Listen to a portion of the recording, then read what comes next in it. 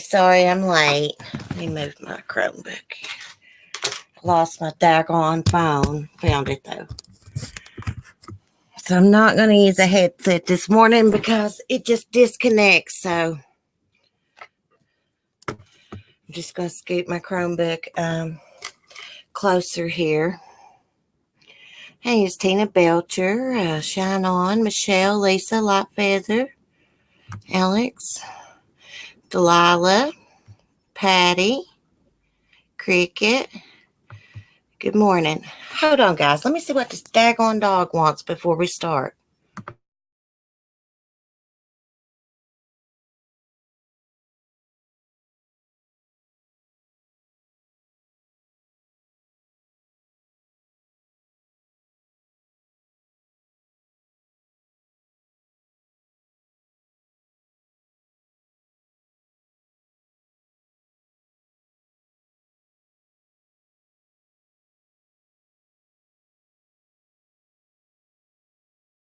Okay, sorry. Little Fatty couldn't jump up in the bed. She can. She just doesn't want to. Hey, Mario, Kim Smith, Vicky, Love Hollis, Kimberly, Mackerman, Hazel Basil. Good afternoon. See, I remembered it was afternoon, Hazel, in your country. So let me catch my breath for a minute. You know, my hubby had to leave right as I was getting ready to do my live stream to help drive the neighbor's vehicle, drop it off for service or some shit. I don't know. But it got on my nerves. So I did snoop around and actually found Cindy Watts' alleged leaked chapters to her book, All My Broken Pieces, by Cindy Watts and Kathleen. It just says Kathleen. So we have a big long forward here before the chapters begin. Do y'all want me to read the forward or just start at the chapters? Thank you, Love Hollis. And I will try to talk loud. I should have got me some coffee before I started this. It's a shame how Cindy Watts wants to be as petty and immature even after Shanann is murdered. Yes. Well, I listened to a lady read this, but for me, I seem to remember things a lot better when I read it myself. You know, I can't believe she's wrote a book allegedly. Hopefully, when my hubby comes back, since he didn't take the Jeep, it won't interrupt us with the dogs. Love House. It was sad, those kids in the basement. Oh, yeah, over there in the Netherlands. I couldn't pronounce their town and stuff. Yes, the book is all about the Watts family was perfect before Christopher met Shanann. Yeah, well, we'll read some of it and we'll react to it. Because there's one part in it like that really blew my mind, and I don't want to give it away. Yeah, I don't know why they call Jamie Watts Sarah in the book. It's not like everybody in the country don't know who the hell she is. Okay, so let's start. It says All My Broken Pieces by Cindy Watts and Kathleen. Submitted 2 weeks ago by, okay. Here's the forward. I decided to write this book after several months of observing the Chris Watts case. Not because it was an interesting case, though it is, but more so because there never seemed to be a clear motive. I don't believe that anyone without a violent past or some sign of mental illness would simply turn around one day and murder a pregnant woman and 2 little girls because they met somebody new. That didn't wash for me. I've written and researched strange crimes before. This definitely looked like one. There was a pretty obviously strained marriage and a lot of questions, many of them both medical and financial. The crime itself was the very worst that can be committed, killing the children. And for that, to my mind at least, there are never mitigating circumstances, except, I guess, insanity. Was he insane? Was she? Or could it have been drug use? Some kind of amphetamine might cause this. What was in those patches? Some miracle weight loss? Because he looked astounding in his before and after photos. Or was it simply speed, which explained the weight loss, lack of sleep, as reported by him and his gal pal? Well, it says girlfriend, and his seemingly over the top energy. Amphetamine rage makes people do the most horrible things. I remember the Jeffrey MacDonald case. A pregnant woman, her two little girls of exactly the same ages. The late writer Joe McGinnis and I thought proved in the seminal fatal vision beyond any reasonable doubt. Oh my gosh, that message just messed me up. Crap. I'm sorry, guys. There's a message just come on my phone and it like totally messed me up. Anyways, that he indeed did kill his family, as the prosecutor in North Carolina said. North Carolina, Fayetteville, so close to where Christopher and Shanann Watts grew up and met. Odd that, yes, it was similar to Jeffrey MacDonald, wasn't it? The handsome young doctor who had no history of violence, but had in one terrible hour destroyed all their lives, his included. Why? The only answer that made sense, if that is the right word, were those diet pills. And diet pills, at least back then, were amphetamines. Could this tragedy have occurred again? Maybe so. You can buy anything on the internet and try as I might. I cannot find a lab test on the ingredients in those patches he was covered in. Well, so was she. Was that what happened? Then again, I didn't think she looked like she could be using speed. She wasn't fat. She wasn't thin. She looked normal. But then there were all those illnesses and maybe an elective neck surgery. And at least some of those must have led to opiate use, and that's really just heroin. And people don't always behave normally on heroin either. So, okay, drug use seems a serious possibility.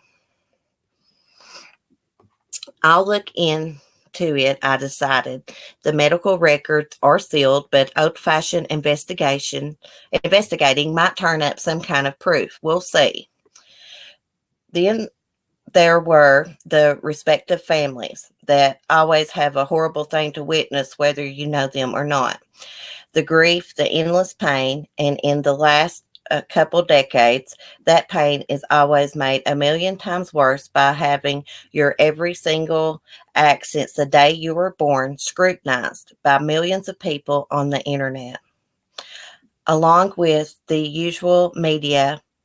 And that's just for the parents of the victims. They don't get a pass either. It's the wild, wild west on the net. And since all of us can know everything, we usually want to. Then there were his parents. They looked so nice and so terribly devastated. They looked lost. Did the son they loved so much and thought as all parents must that they knew so well? Could he have done these awful things? Could he have? Why? Question mark. I saw that they were being tried and were losing in the court of public opinion. This aspect was both interesting and puzzling to me. For at nearly the same time that the Watts family was imploding into the violent murder in Colorado, a beautiful woman and her two fairly breathtaking young daughters were shot and killed in a $1 million home in San Antonio, Texas. As in the Watts case, the possible suspect of the crimes mother came forward and spoke of her love for her son, her certainty that he could never have done this thing. Funnily, that also happened in the MacDonald case long ago, but no one hated Mrs. MacDonald for her loyalty to her son. No one seems to feel that way about Mrs. Wheeler in Texas either, save possibly the family and friends of Nicole Olson and her daughters. It's odd, isn't it, who we choose to judge and who we don't. I wonder why this mother was singled out for so much hatred, for doing what most mothers always do, or in fact expected to do, to love their children no matter what. Well, I'm just going to stop there for just 1 second. Okay, I just want to say something about that. Well, people dislike Cindy Watts so much is because she did that interview bashing Shanann. Let me pick up here. I'm not seeing what y'all are saying in the chat. Okay. There were people who even seemed to think the Watts family did not love or miss their small granddaughters because they still loved their son and were asking questions. It was obvious from the beginning that neither of them were fond of Shanann. Well, if we're being honest, few mother and daughter-in-laws are at all that close. But this one seemed worse than most because his parents weren't at their wedding, and then there was Nutgate. Most daughter-in-laws don't make loads of Facebook postings which basically accuse their mother-in-law of attempting to murder their grandchild. But this one had. Wow, yikes. There was, I knew, quite a backstory there, and I wanted to know what it was. I also was beginning to feel so sorry for Chris Watts' family. They hadn't killed anyone, allegedly or in real life. All they had done, as far as I could see, was keep loving their own child. And don't all parents do that no matter what? Aren't you supposed to? The other crime they were committing was not saying anything about their grief of Shanann. So, okay, I thought they aren't being hypocrites. After all, they were only a couple of weeks beyond the attempted murder allegations of Nutgate when the real murders occurred. People sanctify the dead a lot, and that's normal, I guess, unless it's Hitler or somebody. On the other hand, if someone you have disliked heartedly for a long time dies, someone maybe you have been in a terrible fight with, say because they called you an attempted child killer on the net dies, is it anything but pretty gross hypocrisy to go on TV and tell people how much you love them and how much you miss them? To me, the answer was no. Okay, fine. Moving on. I had another question. What is it like to be a completely average, nice, hardworking American family one day and become America's most hated family? A warning to young children the next day. To say it would suck is probably the biggest understatement on the planet. I decided to talk to him if I could. I wrote a letter, and after a while, Cindy wrote me back. It was such a polite, sad little letter that she broke my heart. Politeness in the face of all that, and to a writer, wow. Over the next few months, we began to write more and then to talk. She was even kinder and sadder and more terribly lost than she appeared on TV. I spoke to her husband, Ronnie, a sweet, old-schooled, hard-working Southern gentleman, and then to her, really wonderful. And then to her, a really wonderful daughter. And I started to not just like them, but to feel protectively about these nice people who, let's face it, had done nothing wrong. So there you are, the reasons for the book and what I'm hoping to find out over the course of it. But it's not just my book, it's Cindy's too.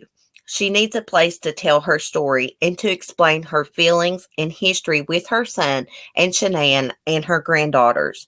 She needs a place to try to explain and to find out for herself what really happened, or try to, because Shanann and Celeste and Bella are gone now. They are beyond our questions and beyond caring about our judgments now. This book is for the living. This book is for the living their stories about before and after. Some of this is not worded right. So if I'm reading it and it don't sound right to y'all, it's because of the way it's worded here. Hey, Shug.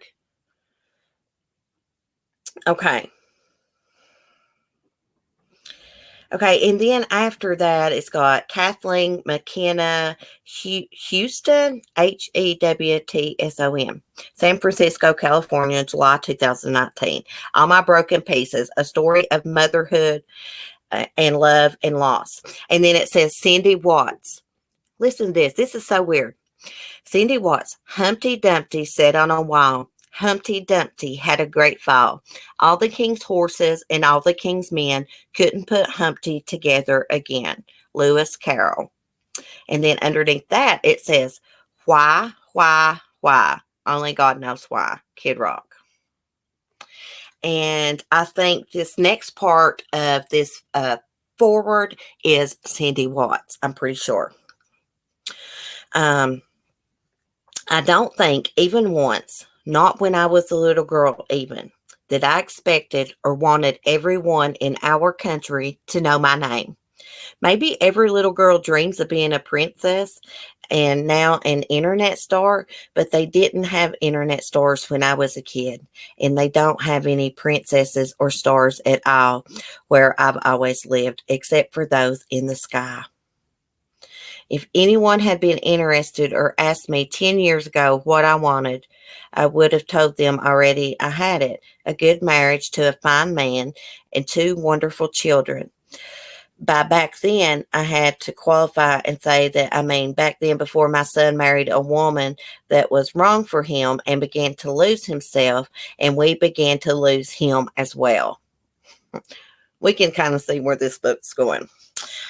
Our pain started then, and over the next 8 years, our lives tilted downhill and became sadder, more complicated, and filled with growing amounts of unwanted drama and fear, until we finally ended up here at the bottom in a damaged, grieving heap, broken into pieces.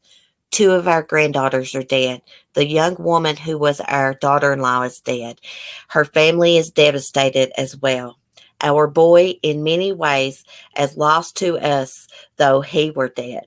Our family is in rubble, and the whole world seems to know our names and hate us. We just exist and try to breathe through permanently constricted throats, trying to find a way, any way at all, to go on living for what we have left, who we have left, including each other, in our new reality, which is simply moment by moment wreckage. I'm not writing this book to ask you for sympathy. I'm writing it because there are always three sides to every story: hers, his, and the truth. Cindy Watts just copied my saying. Okay, maybe I cannot know the truth any more than all the millions of strangers worldwide who seem to think they do. But I know some things. I know our family. I know my son. Or maybe I don't, and I wish to gain understanding of him and his actions through this process. And to a degree, I know the story of the marriage that led us all here. I want to tell people about these things. I know at least. As to what I hope will come of it, well, I don't hope for much anymore. But no matter what you think of me, of us, remember this: Chris is still my child. And if you have ever had and loved children, then you wish to hold them and comfort them when they are damaged. You wish to make it right. I cannot make this right. And I may never hold my son again, never be able to comfort him. I can tell my story, though, or my truth, if you will, and hope for understanding. This is the story of us before, during, and after the slide. It's the story of our son meeting and marrying Shanann, and that occurred during their and what occurred during their marriage. It's the story of our granddaughters as we knew them, and of our son's life during those years and their aftermath. This is about us, a group of ordinary people, as we actually are, and not as those who think they know us or might wish us to be. Because if what they say of us were true, then something like this could never happen to you or someone you love, and that reassurance I can't give anyone anymore. Some of this stuff's worded weird. As painful as the words of strangers are, those who know nothing of us but feel they do, I hold no grudges. I might have thought the same as they did before when it wasn't us. Um, Meaning before my family became one of those that people read about and shake their heads over and then immediately run to their laptops to say such things as, I guess I would have drowned him at birth.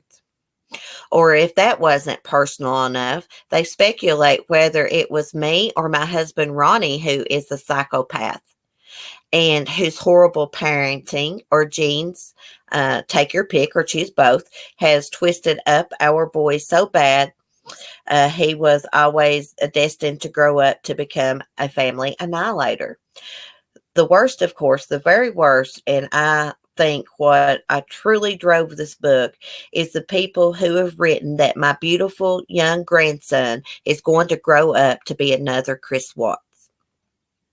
God help you to find more kindness for an innocent boy and maybe to find in these pages the answer that there aren't any real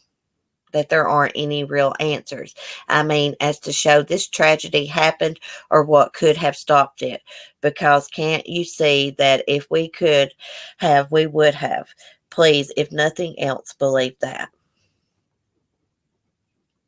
I'd like to thank you, the reader, for listening to my story and for giving me your time as I travel this road again. Travel this road again. Chris was a really good kid. It's not just me who says so. Everyone who ever met and knew him said so too. He was very gentle and quiet and never, crap, and never caused us a single problem. He was an honor student who loved sports and made a nice life for himself in Morrisville, North Carolina after high school. And then he went to NASCAR Tech.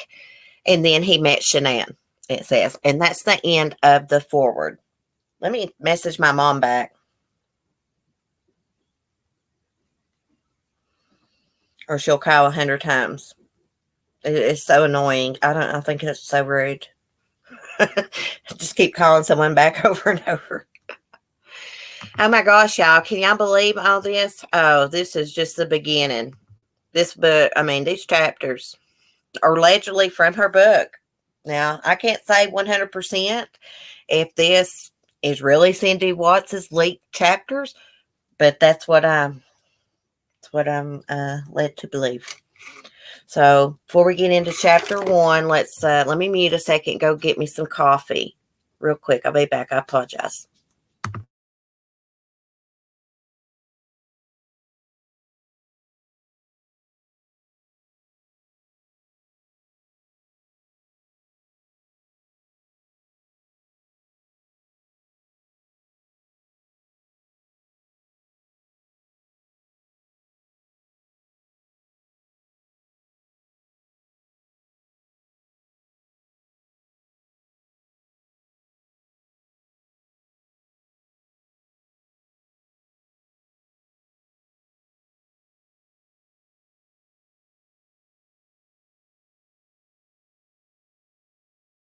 Okay, I'm going to take a quick potty break and I'll be right back because I don't want to have to interrupt while I'm reading. So I'll be right back.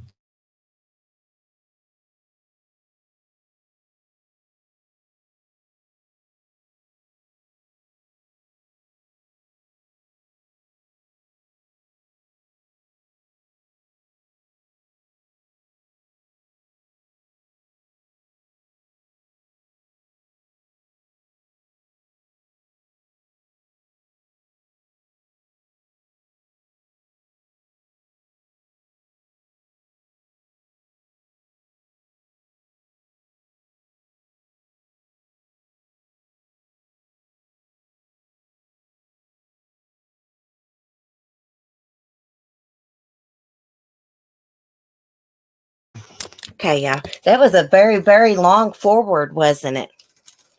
Goodness gracious. Okay, let me get my phone back. And you know, the other lady that was reading this that I was watching, she had a little trouble reading it too because of the way it's worded, rough draft or something. So let's take a drink of coffee, and then we're going to start chapter 1. I don't know if I can read all these chapters this morning, so we'll have to probably continue in the morning. Chapter 1. Everybody talks about their dreams for their children, but I think I can safely say that there is only one that we parents have. We just want them to be happy. Of course, there is no bigger dream, and in many cases, nothing harder to achieve. And the difficult thing is that we really can't do one thing about helping them to be happy. That's mostly down to luck, I think. Our boys' luck ran out pretty early on. I hate when that toilet does that. I don't think I worried about him much when he was little. He was a good kid, and in high school, he played baseball and got straight A's. So I didn't have any reason to worry, but I did anyways, because he was so incredibly shy and quiet, and I didn't want him to be lonely or missing out on all the silly adventures that we parents complain about, but expect anyway, and then later shake our heads over and laugh. He was terribly serious at an age when most kids aren't. Our daughter was so busy and overscheduled with friends and boyfriends and keeping AT&T in business and pushing our rules that it was hard not to notice the differences between them as teenagers. Still, what more I could have reasonably wanted than a son who did all the right things and just seemed to enjoy going to see NASCAR races with his dad while maintaining high grades and playing sports. And yet, okay, I'd hear my mother, who the kids called Oma, about the school pickups. I was working, so she would go and collect the kids for me after school. She'd drive to get Chris first at his elementary school, and promptly out he would come, my sweet boy, out the door, giving his quiet smile and saying thank you as he got in the car to wait with her for his sister. Wait, they did too. Sarah was so popular that it could take her a good half an hour or more after school to say goodbye to all her friends that she wouldn't get a chance to talk to by the phone for an hour or so.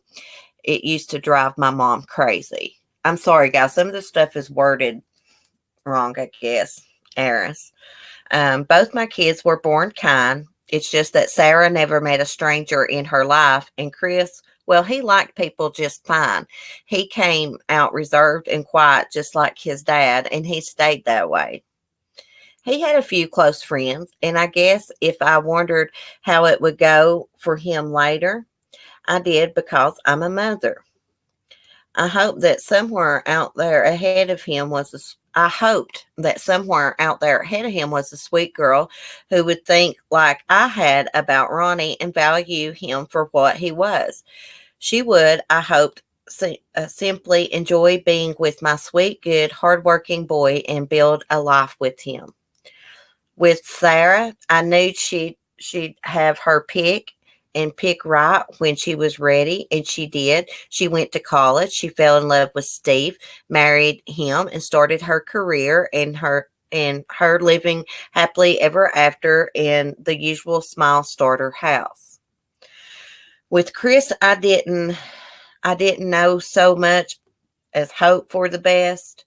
He was so shy, in fact, that a girl had to ask him to senior prom.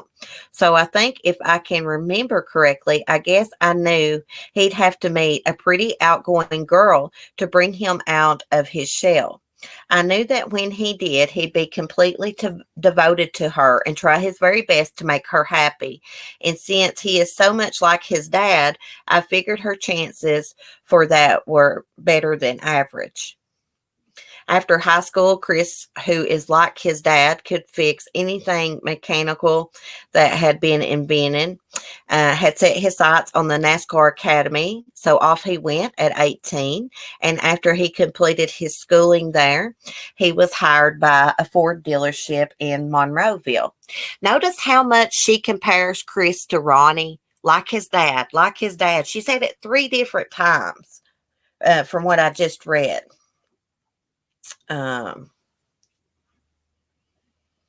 He'd always been a hard worker and he liked the work too.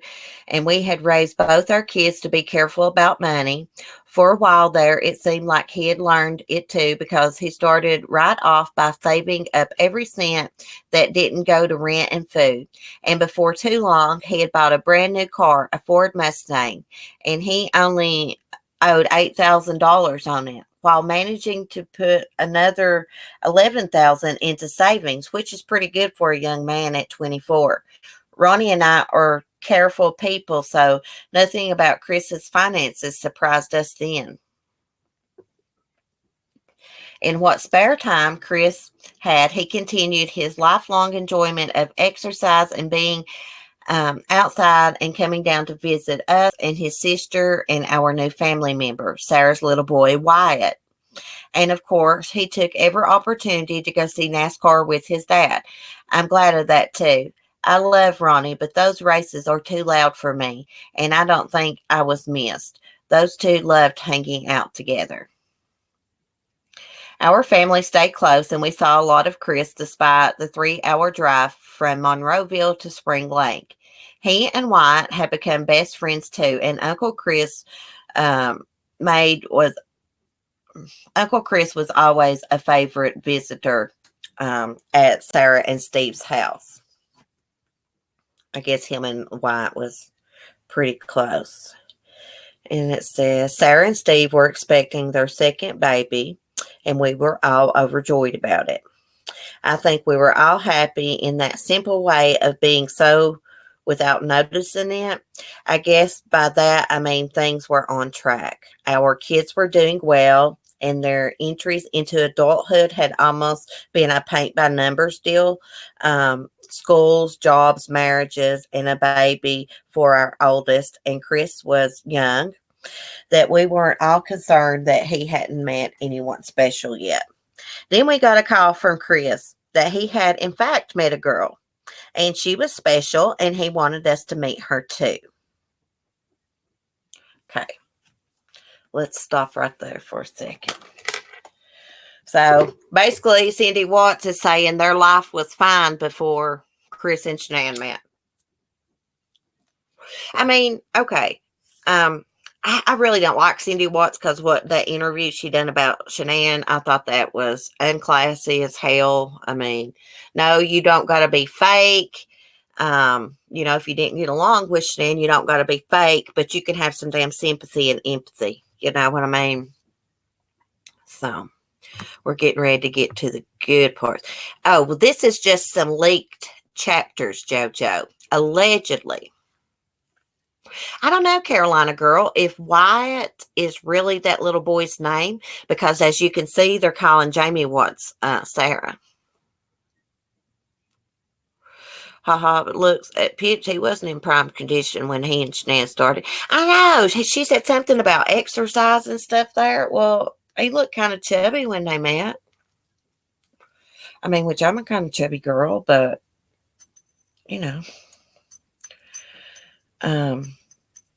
my gut feeling tells me this really is her leaked chapters.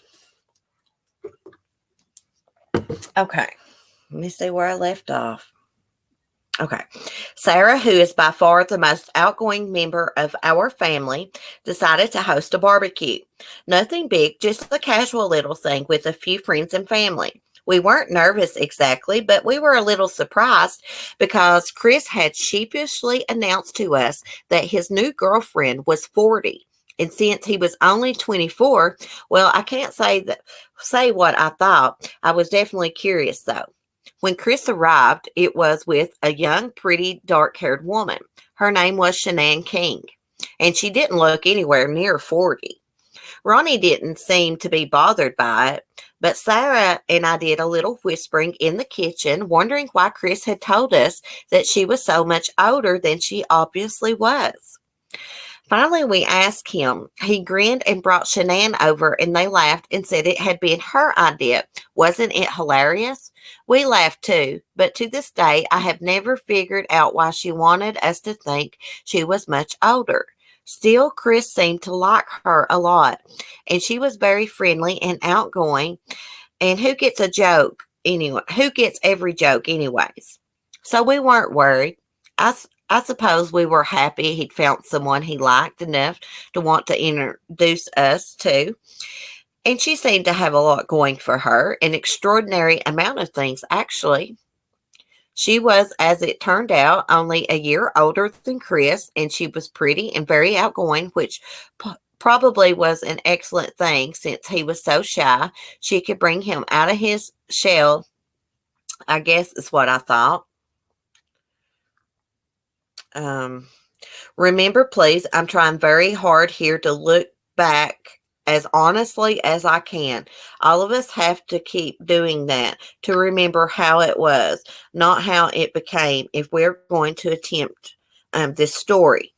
She was pretty and funny in the beginning. It seemed like she wanted all of us to be friends and get to know each other and, well, all those normal things. Also, we are a family that believes in hard work and trying to do the best you can. And when he met her, she was driving a Cadillac Escalade from the company she said she worked for, Dirty South. And then there was her house. Now, a lot of money and big houses don't mean anything to me personally. I don't want to live anywhere but in our little 1,100 square foot house until the day I die. But I know those things are important to a lot of people, and that's fine. Hard work, whether it's for your own personal satisfaction as well as putting a roof over your head, no matter how small or large, seems to me to make people feel good about themselves. And the roof Shanann had put over her head with her hard work was a big one. In fact, it looked like a mansion. It was, as Sarah commented to me, the biggest and grandest house she'd ever seen then or now. It had 3 formal living rooms, for heaven's sake, and each one of them, well, every room had the most beautiful furniture I'd ever seen in all of them. It sat right beside a big lake, and there was a boathouse too. For the people who lived in the subdivision, I'm guessing that guessing a boat wasn't out of the question.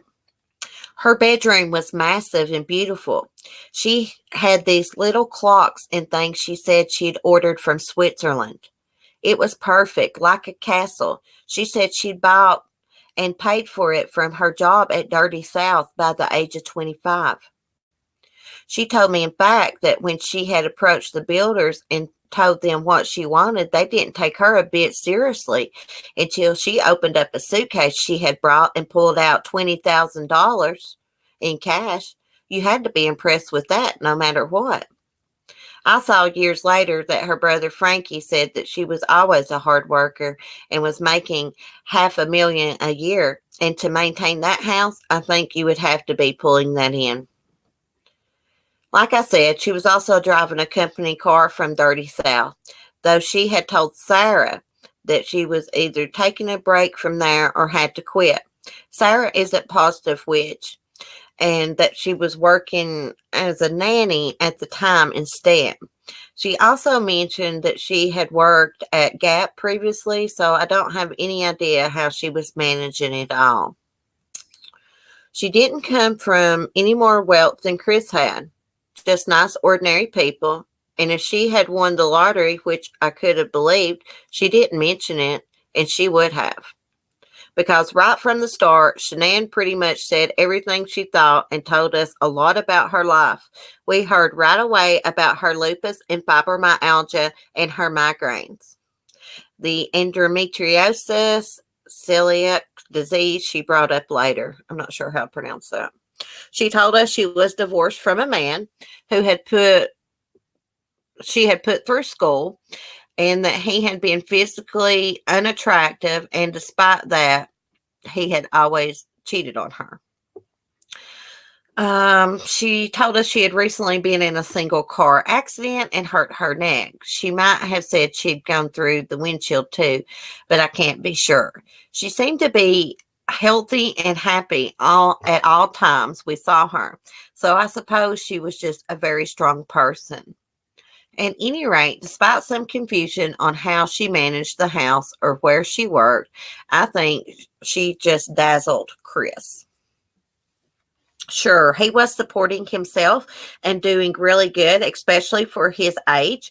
But she was living in a house that cost nearly $500,000 and had furniture, excuse me, and art inside that was probably worth half that again. And her car was an Escalade after all. So she started talking to him right away about what to do with money. He most probably would have listened to her. He certainly seemed to be listening to everything she told him right from the beginning. That's the end of chapter 1.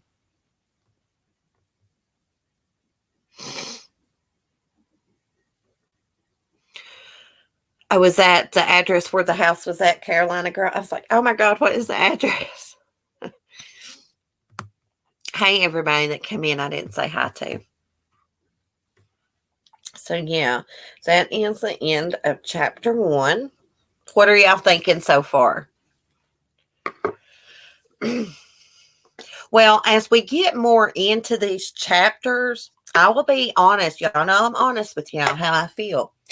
It did make me see a little bit more into how Cindy saw her relationship with Shanann. You know, I can see both sides of this. I can see Shanann's side and Cindy's side both. But my problem with Cindy is the way she bashed Shanann. I mean, I understand that's her son. I have a son. I have one child, a son. So I know you're going to love your kid. But gosh, she should have just not said those things about Shanann in that interview.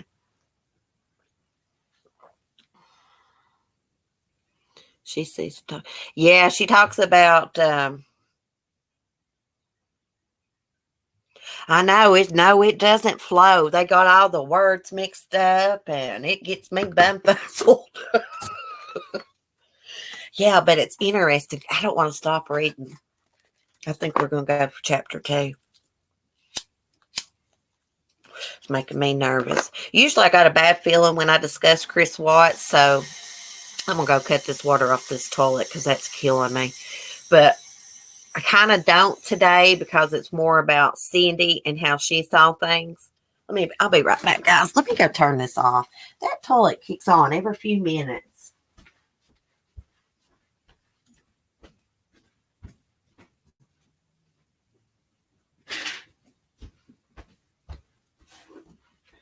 I cannot stand that to do that. It messes up my voiceovers all the time.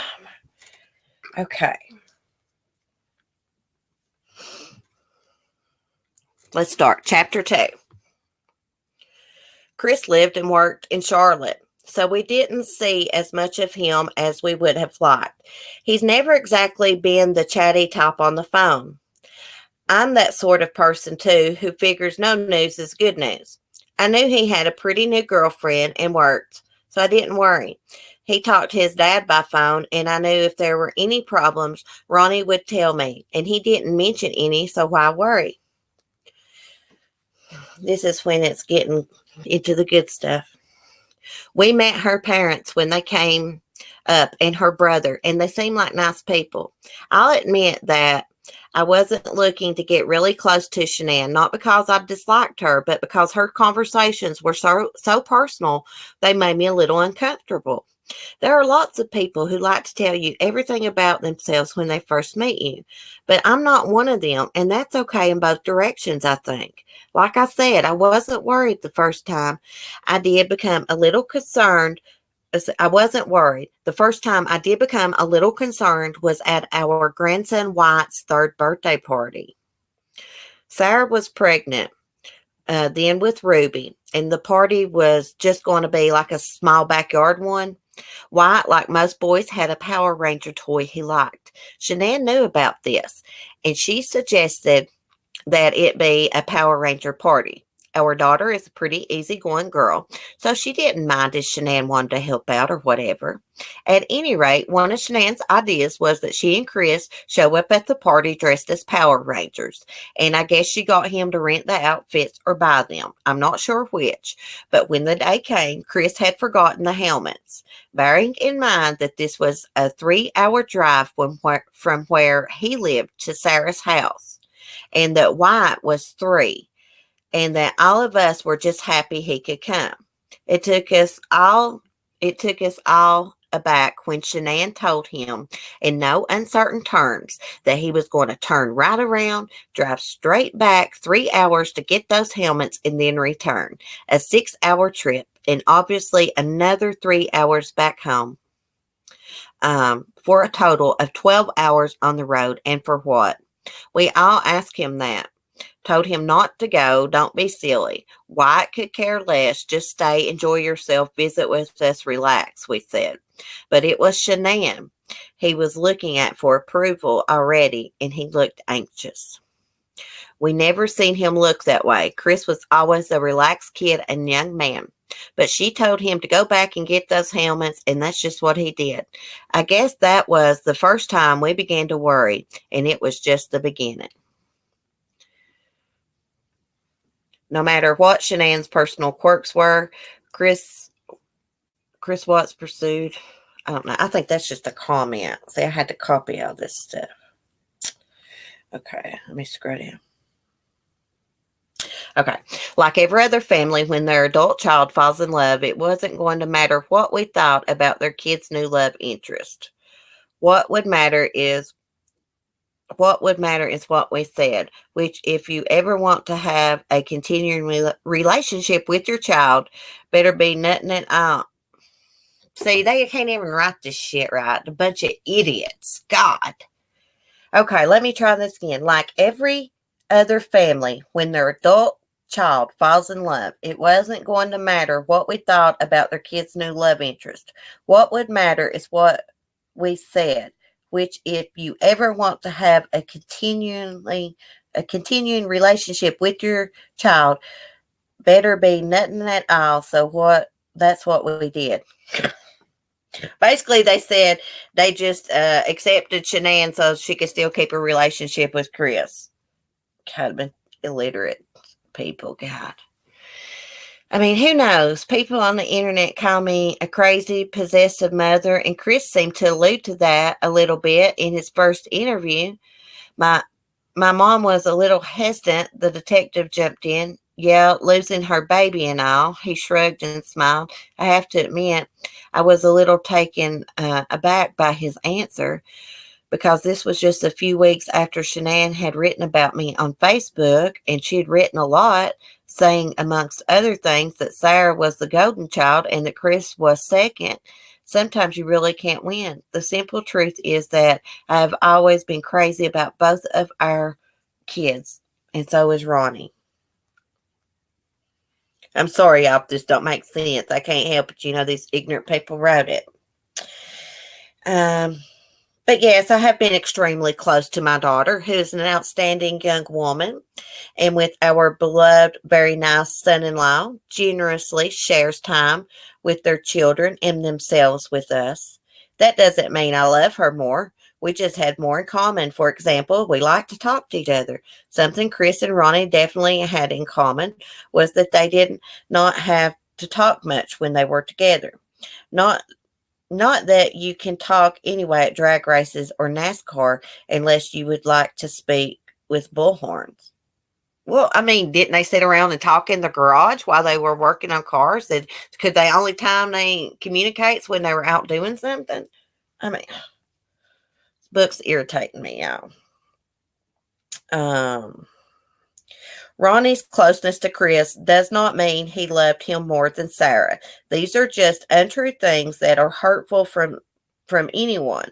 There's a good old-fashioned poem about this that I guess everyone could agree on.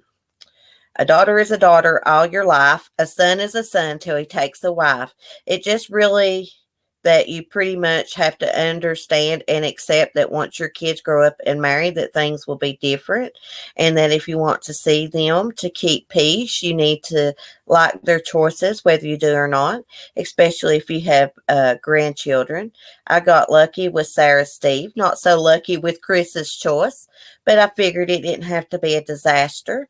We could be polite and friendly, and if so, maybe Ronnie and I would get every other Christmas with them. And that's the best any parent can hope for, really.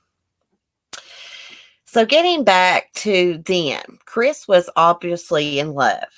We were keeping quiet and going on with our lives. And a few weeks later, Chris called up to tell us that he had just bought an engagement ring for Shanann, one they had picked out together. And before I could say congratulations, he went on to tell me he paid $12,000 for it. I have to say, I was shocked. $12,000 is a down payment on a house, or he could have paid off his car, or it was $1,000 more than he had in his life savings. And besides, he was an auto mechanic, not Prince William or Donald Trump. Maybe I just said will make people laugh at me, because maybe that's not a lot of money to other people, but it is to our family. I said, son, you know money doesn't grow on trees. Couldn't you have found something nice for less money? He didn't say anything, and I think I handed the phone over to Ronnie. But I found out later he had told Shanann what I'd said, and she was really angry about it. Well, $12,000 is a lot for a ring, but I heard she says things to Shanann about that ring. Who knows? But now she was going to be our daughter-in-law, and that meant that if Chris didn't mind her criticism, then I had better stop minding it for him. We'd make a new start, a reset. It would begin at the beach house that Sarah and Steve had already rented for a coming stay, a family weekend. Chris had already been invited, and we knew that he was bringing Shanann even before the ring announcement. The plan for all of us: spend time together, enjoy each other, and witness the formal proposal she wanted him to make with the ring. Shanann managed to find a nearby beach house on the same street as the one our family was in for her family to stay in. That sounded good to a chance start. See what I mean? It sounded good for a chance to get to start to know her family is what it means for the future in-laws. Everything went okay at first. We were all happy to be on the beach. Chris and Shanann in particularly loved being outside all day, and they really were a beautiful couple, and they seemed to be in love and happy. And the Rusecks were delighted with our boy, and well, yeah, it seemed like this might end up well after all. Sarah, Steve, and White and our new granddaughter were there and having a good time too. The sun shone, and at least from my perspective, our White was like having the sun around all the time. Seems like she's pretty close to her grandson.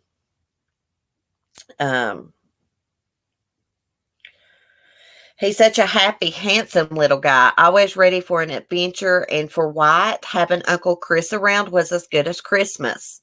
Chris was uncle and good buddy rolled up into one. He played with him, looked like he was having so much fun doing so. Little kids do know the difference between someone who really enjoys their company and someone who is doing it for show. Though I'll admit they'll take the latter if the former isn't available. After all, it's better than not having any attention at all. Kids aren't stupid. God, they need some help writing. So Wyatt didn't even want to eat breakfast first thing in the morning without including his pal Uncle Chris. He'd march right to the bedroom that Chris and Shanann were staying in and knock and holler good morning to hopefully wake up Chris so that he didn't miss any parts of the fun. I guess like all adoring grandmas, and I am definitely one of those, I thought it was adorable. We all did. Well, not all of us, apparently. The second morning it happened, Chris found me in the kitchen, asked me to keep Wyatt from knocking on their door. I was surprised and asked him why. He said Shanann didn't like it, and it was ruining her morning sleep. I was annoyed and told him that he could take it up with his sister himself if he wanted it to stop, and that he knew how much Wyatt loved him and that this would hurt his feelings. What was the big deal anyways? It wasn't that early. Chris looked a little embarrassed and shrugged and said, "Well, it's her vacation too, I guess." Anyways, that was the end of it. As far as I knew, something else happened that week, which was much worse, but our family doesn't discuss it, and it wasn't between me and Shanann, and Chris didn't hear about it. The proposal happened during the week as well. Chris and Shanann went down to the beach with the photographers she hired. Chris popped the question, and she said yes, and then they posed for pictures, and they later showed us. They were in their swimsuits, and they looked young and beautiful and happy. Chris was still very slim and muscled then, and so was she. And everybody got a little choked up that there was going to be a wedding. And then we all went home. And while I wouldn't have said it had gone smoothly, I decided to try and not think about it anymore and just get on with things. Then I received an email from Shanann that shocked me completely. The gist of it was that she wanted me to know that she didn't like me one bit. She thought I was a bad influence on Chris, a bad mother to Chris. She said that she knowed I didn't like her either, and the less we saw of each other, the better. I never said an unkind word to her. I felt like I'd been over backwards to welcome her into our family, and also thought, wrongly, obviously, that I had hidden my doubts about her. It would be a lie to say I wasn't completely devastated by that email. In my whole life, no one has ever said anything like that to me. Like Chris, I'm shy. I don't get into arguments with people or raise my voice. I cried and I showed it to Ronnie, who told me not to answer it and just forget about it. My husband really can do things like that. I didn't take his advice. I wish I had now, because what does any of it matter anymore? It did then, though, and then is what I'm having to remember now. I wrote her back. I told her how badly she'd hurt my feelings. I told her that whatever it looked like or not, that I was trying. I told her that I didn't like the way she talked about my son or how she acted with my grandson, but that at least I was making an effort. Then I think I told her that I wouldn't have written an email like this if I hadn't have gotten hers first, and it all seems so stupid and petty now. And it was then, ugly and petty, and as sorry a beginning as a family trying to blend could have. I didn't say anything to Chris, though, because they'd just gotten engaged, and it would have upset him, and Ronnie said not to, and he was probably right. I don't know what I thought would happen, but what I wanted to happen was for it to go away and not to ever have her or anyone be mean to me like that again, or make me lose my temper as I had. I couldn't deal with things like this, and up until then, I never had to. So having been hit and having responded to my shame, I decided to turn the other cheek and try harder. This, as it happens, was not a very good plan either. Let's see. This is saying chapter 4 is next. We didn't read all them chapters. I guess so, we did.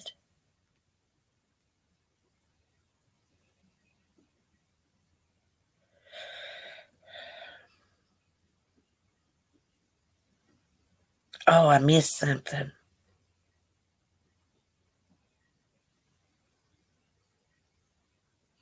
But it's all right. It didn't really say anything. So let me get back down here. This is so confusing the way they've got it. So we did the barbecue.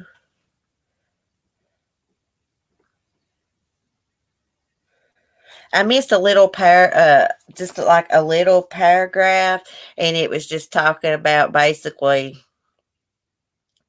Chris went ahead and married her anyway. And get back down here to chapter 4. Okay. So she decided to turn the other cheek at the end of chapter 3. I don't believe words she says. Must be where Chris got it from. Oh, Lord. Well, there's one thing that I believe her when she says, and that is there's two sides to every story, and then there's the truth. See, that's a Southern saying, so they're Southern. Probably where she got it from. I say that too. God almighty. Why'd she have to say shit I say? Now I don't want to say it no more.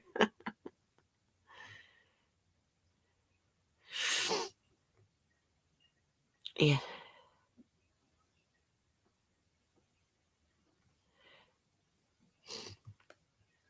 I am grateful to have a great mother in law. My mother in law picked out my engagement ring. I mean, I am grateful. Have I dated people that's mothers was hard to put up with? Hell yes. But I always say, if you can't get along with me, you can't get along with nobody. There's something wrong with you because I am very nice and respectful. But you're just going to meet people that don't like you sometimes. I could have a smoke. So let's go into chapter 4. While I'm into this, we might as well get her done. Sarah was upset about the week at the beach and concerned that Shanann blamed any fallout on me. But she's not a young woman who likes problems or conflict, and she definitely has her own life, a demanding career. So she just wanted to ignore any incipient, I don't know what the word is, family dramas, basically. And she advised me to do the same. That sounded good, so I decided to take her advice, and together we offered to throw a bridal shower for Shanann. It had been pretty obvious from the pic of the $12,000 ring and the public engagement that Shanann was going to want a big wedding. One thing I will agree with, now this is just my opinion, so it has nothing to do with this case. I think $12,000 is ridiculous for a ring, but I am just an average American. But if that's what anybody wants to buy, and obviously Chris wanted to buy it for, whatever floats their boat.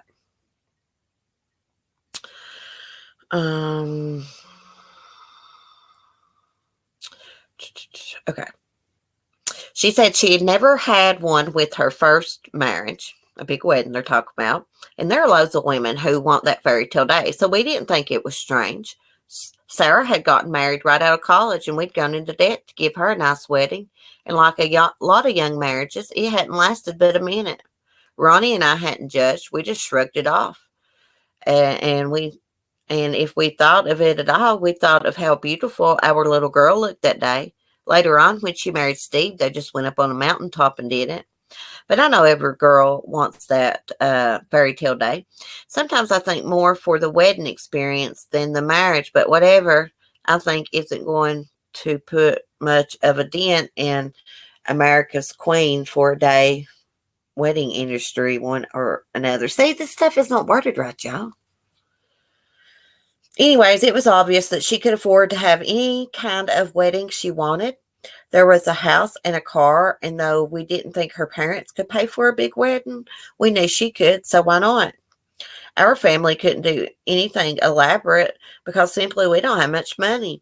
But Sarah and I both like to cook and decorate tables and make party favors and that kind of thing. So we knew we could give her a pretty bridal shower and that she'd be happy, and that would make Chris happy, etc.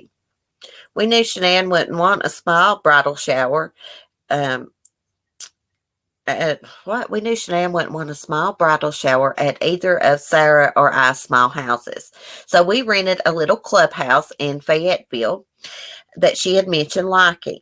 It was attached to an apartment complex, not a big space, but nice. Indeed, her second engagement party would be held there. We asked her for the names and addresses of all her girlfriends and wrote and sent out the invitations to them and her family members. I was the one who mailed them, not Sarah.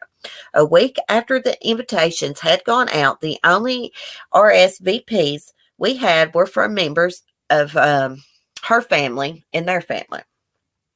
I called Shanann up and told her that we hadn't got any answers from her girlfriends. She gave me their numbers, and I called each one.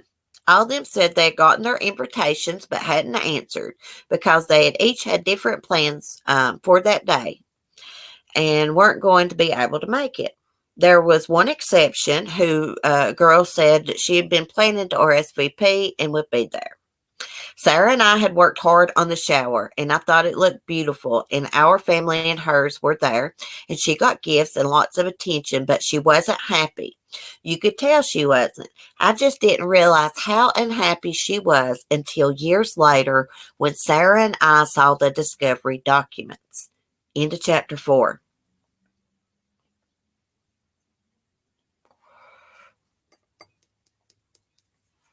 Um, I'm not quite sure, Layla, but that food and stuff comes in another chapter. Hey, Sharon. To me, that sounds, now I don't know the whole story, but like if my mother-in-law went and rented me a little house to have me a bridal shower, that sounds like a nice suggestion. But for some reason, Shanann thought that they didn't mail out all the invitations because her friends didn't come. We're never going to know who's telling the correct story because people remember stuff different, especially when like they're upset and stuff. I just know if my mother-in-law made little jabs about Mark buying me anything or something, it would really make me mad. She's not like that though. Okay, let's take a drink of coffee. We'll do chapter 5. I didn't plan on doing all these chapters, but we'll try to get it over with. Okay. Chapter 5. Hello again, readers. I know this is an unusual way to do a book, but bear with me dropping in on you and Cindy from time to time. There is a lot of sometimes boring research that goes into people's life stories, and sometimes it needs to come out into the book anyway. This chapter is different, and spoiler alert, it's going to run long. There are 1,960 pages in the Chris Watts Discovery File. There is a great deal of monotony and some repetition. I think that's how you say it. But there are also pieces of the lives of Chris and Shanann and his family and hers that I think show some fairly terrifying writing on the wall and might help to answer the enormous weight of his family's grotesque ending. Why they gotta use words I can't pronounce sometimes?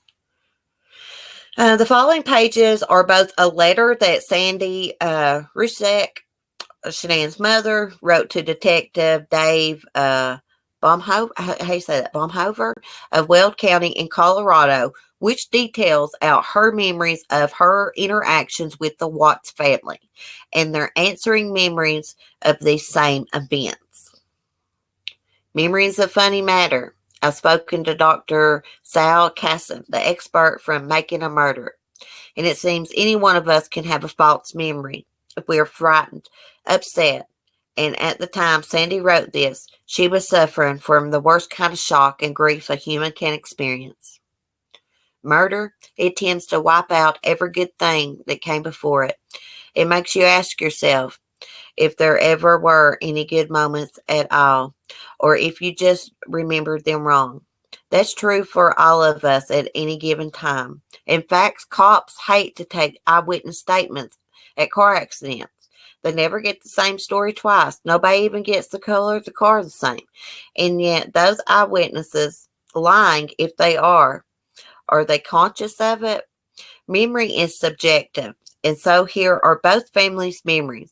I'll leave it to you, the reader, to decide what you believe. The letter from Sandy is here without spelling changes and includes rebuttals from Sandy, which will be in bold font to try and avoid confusion on who is speaking. Okay, so Cindy will be in the bold font. Okay. I don't even see any bold font. Now, I know the what lady that I listened to, she was having some trouble. Okay. This said, okay, attention, this must be the letter from Sandy. Attention, Dave Baumhover. 2009, Shanann built her house in Charlottesville, North Carolina, battling her lupus. Her friend told her about her her cousin Chris saying he was a very nice guy, quiet, etc. So Shanann got a request from him on Facebook. Months later, she called me saying, Mom, I met a nice guy. He is a mechanic. I said, as long as you're happy and he's good to you. There isn't much to add to this paragraph other than to say that the friend of Shanann's was our nephew. Oh, okay. So this is said, it's not in bold print like they said, liars. Okay, so this is Cindy's response to what Sandy just said. Damn, this is confusing. There isn't much to add to this paragraph other than to say that the friend of Shanann's was our nephew's former wife, Nicole Candaddy, something like that. And that during this time, we were still confused about how to pronounce Shanann's name, as her parents always referred to her as Shannon. And that Chris announced that he was going to change the spelling of his name at her suggestion to Christopher, Christfer. And I'll admit, we laughed at him. We never heard back about the Christopher again. A few months after that, Shanann and Chris had a family gathering, and Frank, I, and his parents had a cookout. So this is Sandy. They were all floored when they saw her house. Shanann was a hard worker and wanted this to eventually sell and make a profit to keep doing so, eventually be mortgage free. She comes from a family of contractors. Okay, so this is so confusing. So this is Cindy. The barbecue where we first met Shanann's parents was at their house in August of 2010. It's a nice middle-class home. Okay, let me try to see who this is because it's not in bold print. I've already mentioned that Shanann was much more open and talkative about personal matters than I. So this is Sandy. I found her mother, Sandy, to be the same. In the first few minutes that we met, she pointed out Frank Sr. and said, I've only had 3 good years with that man. Shanann had previously told us that her father was an alcoholic and that her brother had drug problems. This says, let me see who this, which was a conversation I felt badly about, as I don't believe in Aaron family problems. At the time she'd spoken, I wondered if Chris, in this new kind of tell-all relationship, had told her about our family's private pain. So that's still Cindy. Okay, here's Cindy. My husband had in 2003 developed a cocaine problem, which lasted an entire year. Chris had been at college at the time, and we had never spoken of it outside our small family.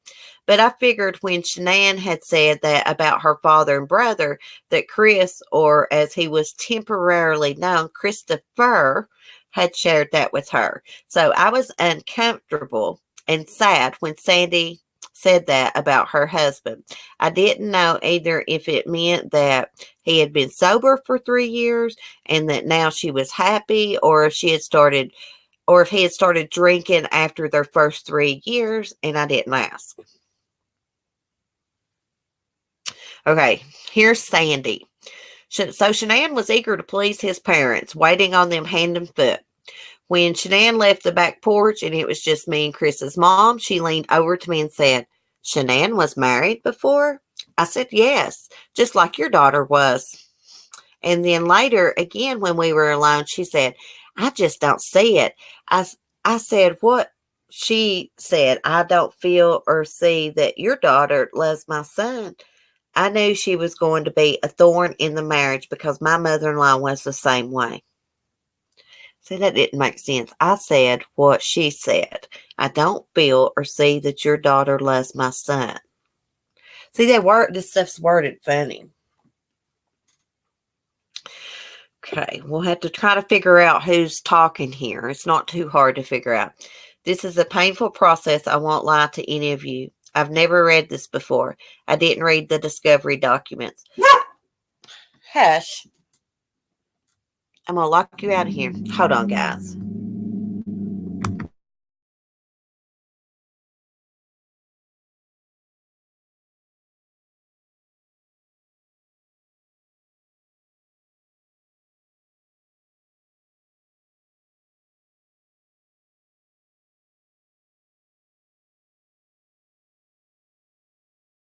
Okay, guys, I just shook my fist at my husband for interrupting me. Okay, let's go start over. This is a painful process. I won't lie to any of you. I've never read this before. I didn't read the discovery documents. I've been in a bad place since the murders. This is Sandy talking. I guess I wish I'd read it, but I also wish I'd never spoken publicly at all during the time, because then, oh no, this is Sandy. See, it's so confusing, because then I also believed everything my son told me, and that this is, as I'm finding out, no more truthful than this letter of Sandy's. Anyway, Kathleen sent this letter to me when we were at the beach last week, and now I've read it, so now I want to answer it. The conversation that Sandy refers to about my remarks regarding Shanann loving my son did indeed take place. Several years later, following an argument and then an apology I made. I'll get to that later. As for the remarks about her daughter being married before or mine, no, that never took place at all. This was a barbecue and we just met.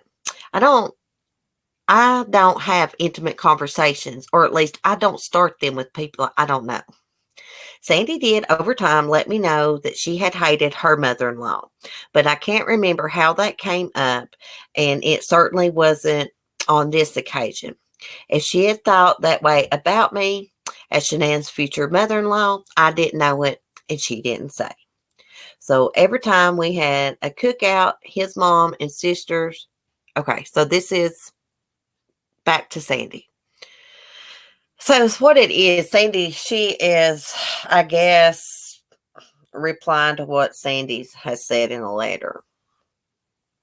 Okay, so every time we had a cookout, his mom and sister were very quiet and distant.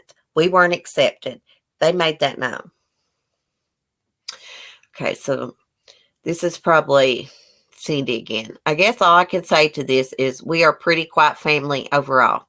Ronnie is extremely quiet, and Sarah is one of those people who truly believes if you can't say something nice, don't say anything at all. Her husband Steve is also quiet, it's true. So Chris and all of us hate arguments. I think I can see how a more extroverted type of family might view us as distant. But we weren't trying to be, it's just the way we are. If there is a person in our family who shows emotion or loses their temper, I guess that would be me. But I promise that before our son and Shanann began their relationship, I can't remember a single incident where I had before. I usually just put my head down and try to forget about things. Their dating and marriage changed me, and not in a way I'm glad of. Wow.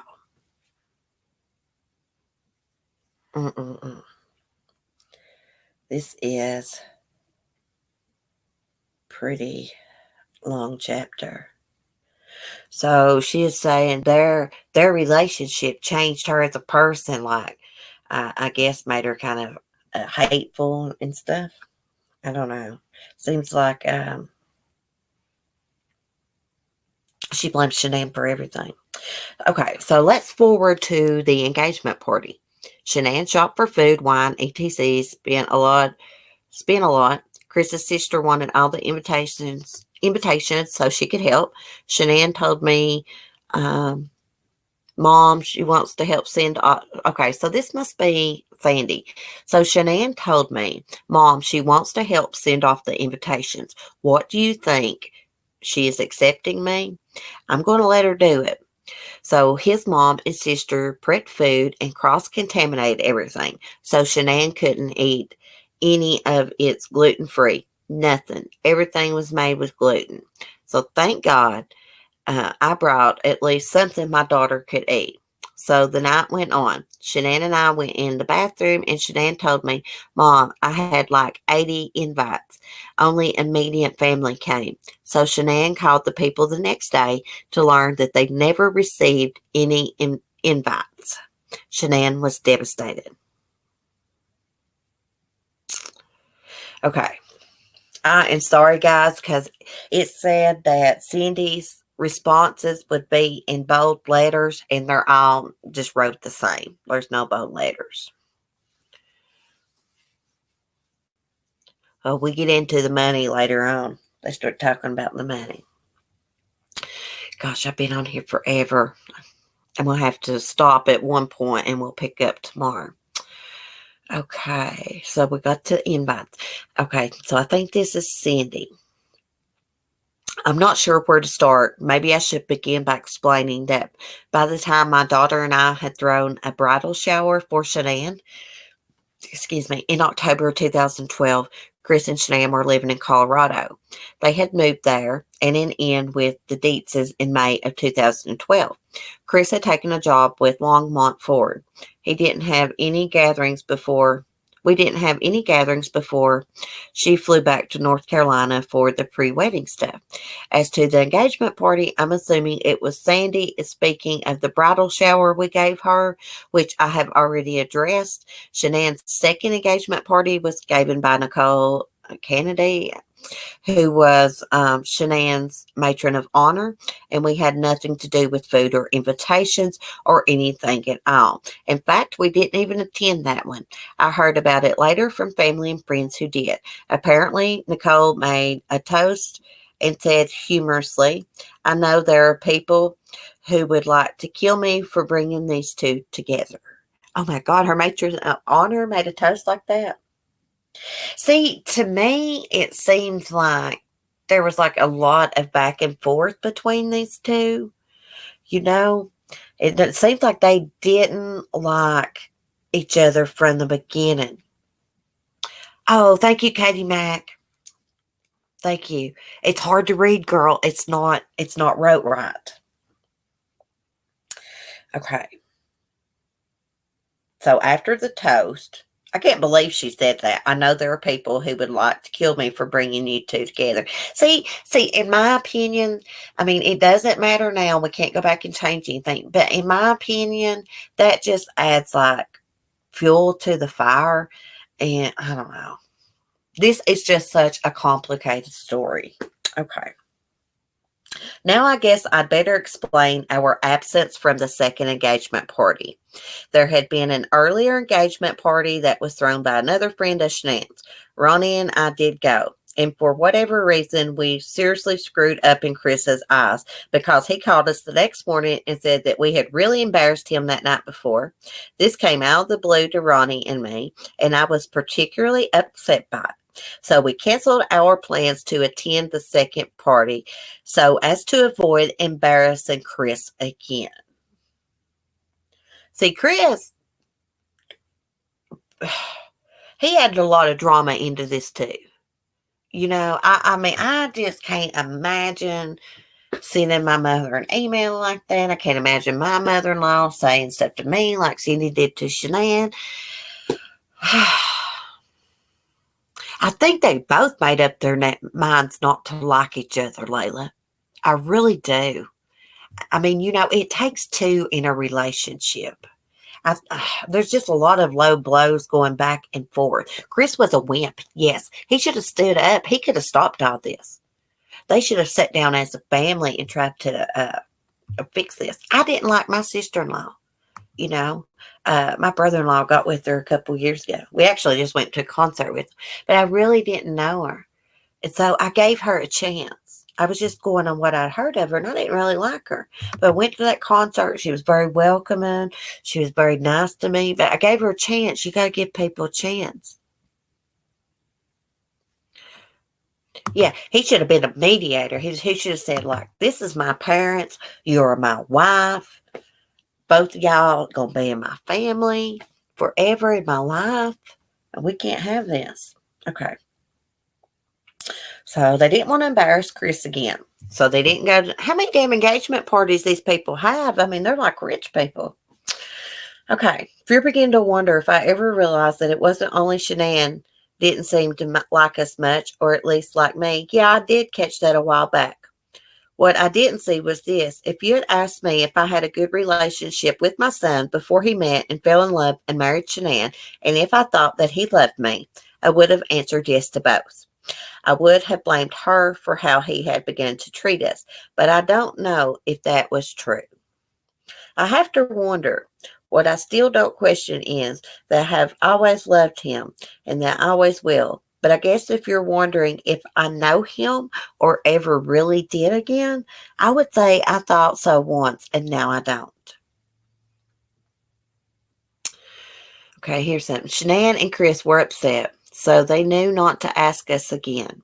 Then came the wedding. No one from his whole family came, just his grandmother and uncle.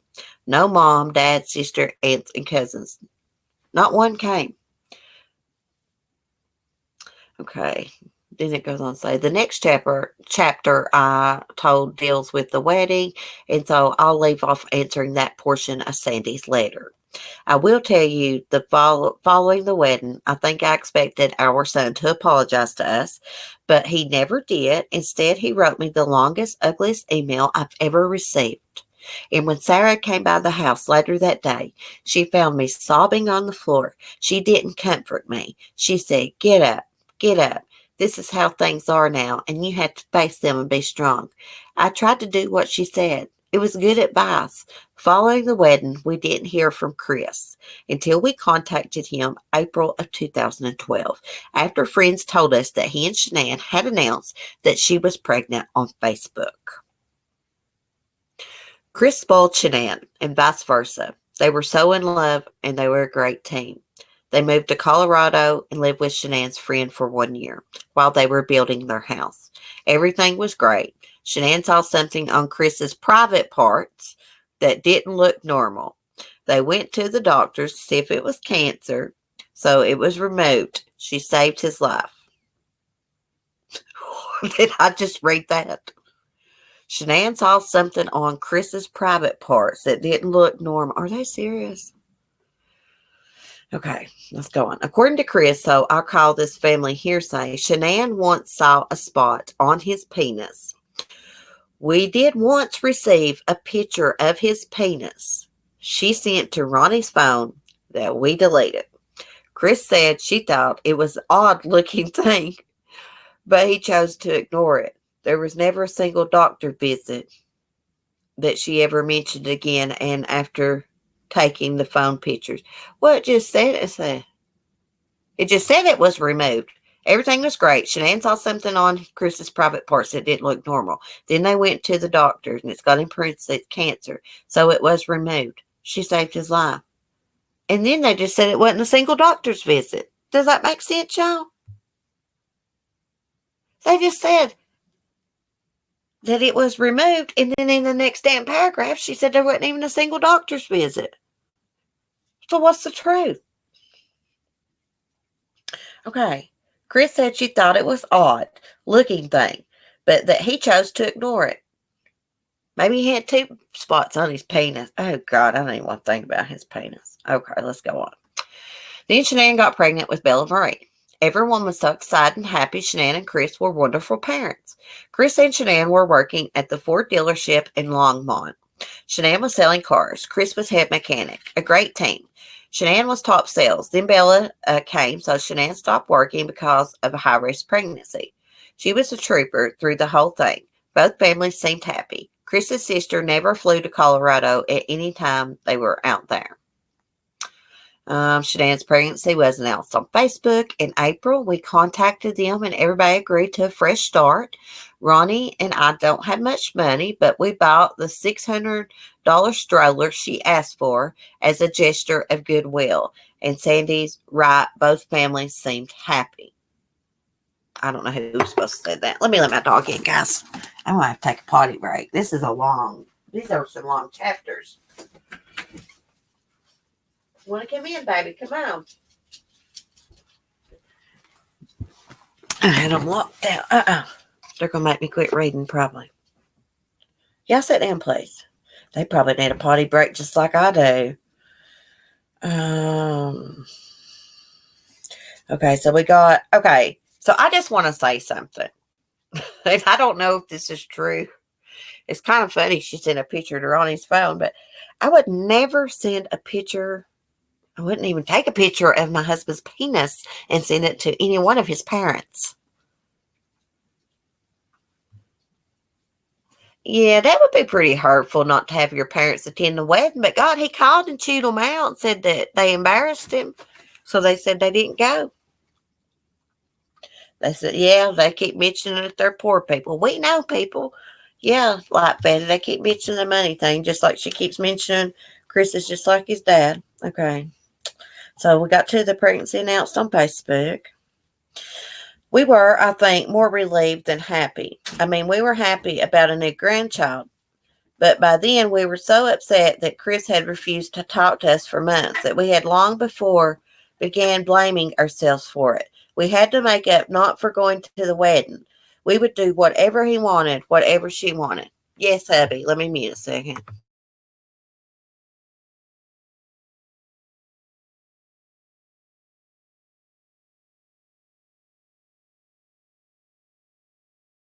Okay, my hubby's leaving. He knew I was going to do this. Guys, we're going to have to take a break. I got to use the restroom. I'm sorry. I'll be right back. We're just going to finish this, even if we got to let the dogs out, maybe. I hate to stop. Yeah, she does sound like a pure bitch. She sure does, Lisa. I'll be right back, y'all. I got to take a potty break. Y'all take one, too.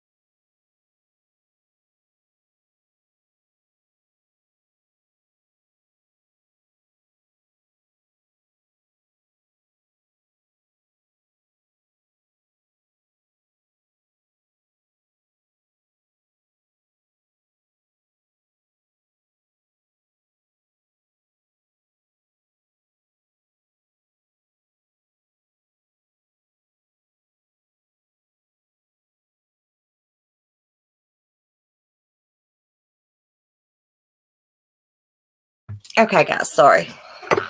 I probably forgot where I was at.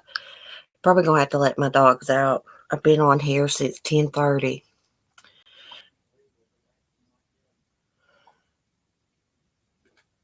Hold on one second.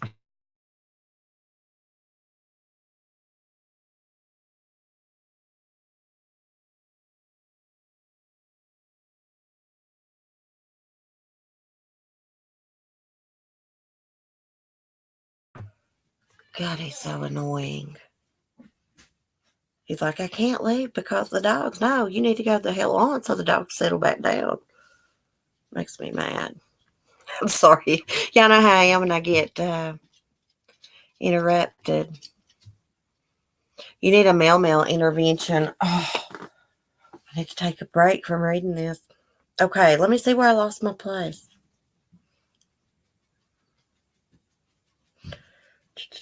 Pregnancy announced.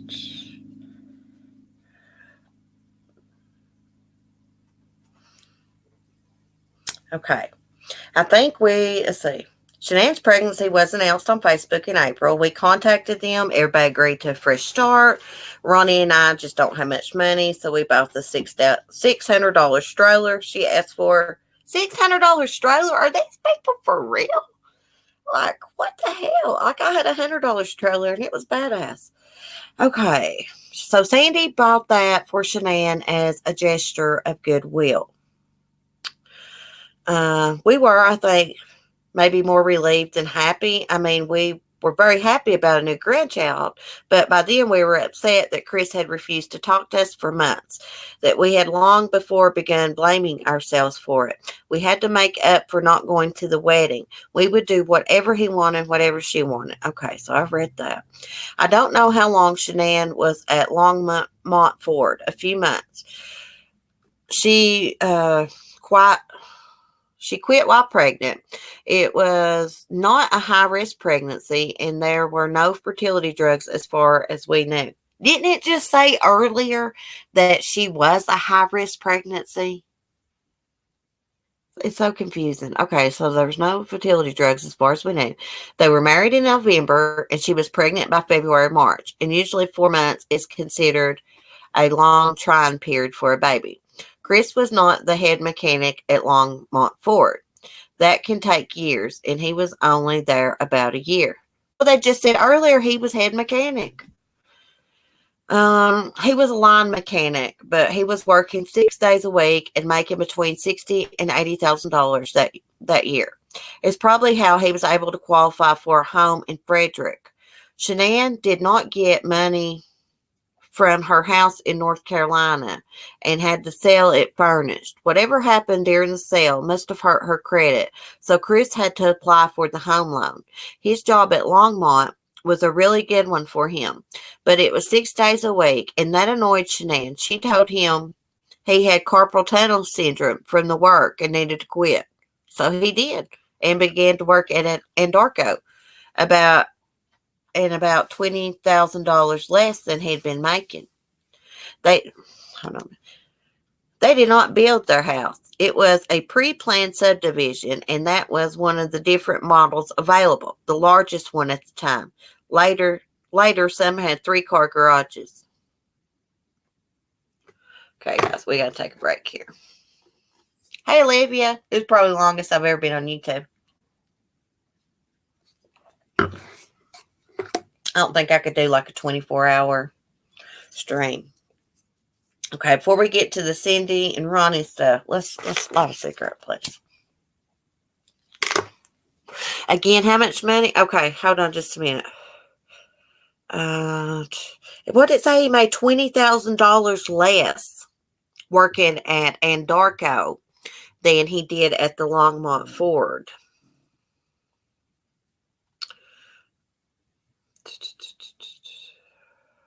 What did it say? He made $60,000 and $80,000, between $60,000 and $80,000 at Longmont Ford, Light Feather, and then he made $20,000 less when he started working for Andarco. Cindy and Ronnie came 2 times a year. Shanann worked at a children's hospital at night and sold 31 travel bags on the side. Everything was good. Shanann got pregnant with Celeste, and pregnancy was really rough on Shanann with her lupus. Very high-risk pregnancy again. See, so Cindy says it was Shanann didn't have a high-risk pregnancy, but this is Sandy right here saying that she did. She had 2 with Bella and Celeste. Very high-risk pregnancy again.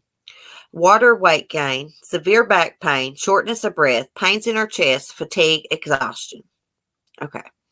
Now, let's go to Cindy. If Shanann was having a high-risk pregnancy, no one, including either she or Chris, mentioned it. She looked fine, seemed happy and healthy, and Bella was a beautiful, happy baby. I think they were probably struggling financially, though. Shanann had been given some shifts at work at the children's hospital. As Sandy said, her friend Gina Dietz was there as a nursing supervisor, but the shifts were infrequent. I don't know if she made any money or not on the handbags. They were young and they had a baby with another on the way, had a huge mortgage, only 1 car, Chris's Mustang. They didn't have any furniture, so they ran up some pretty high credit bills furnishing the house. So I guess they probably did feel somewhat overwhelmed and wanted some help from Sandy and Frank.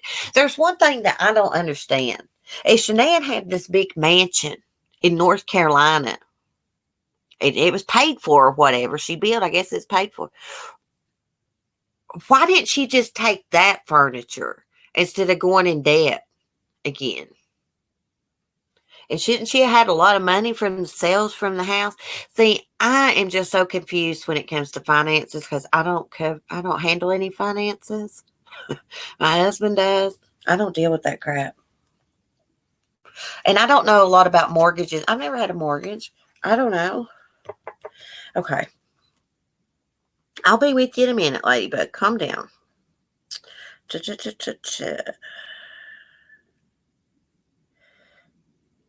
Okay. Did I finish reading that? Where you said they probably did feel somewhat overwhelmed.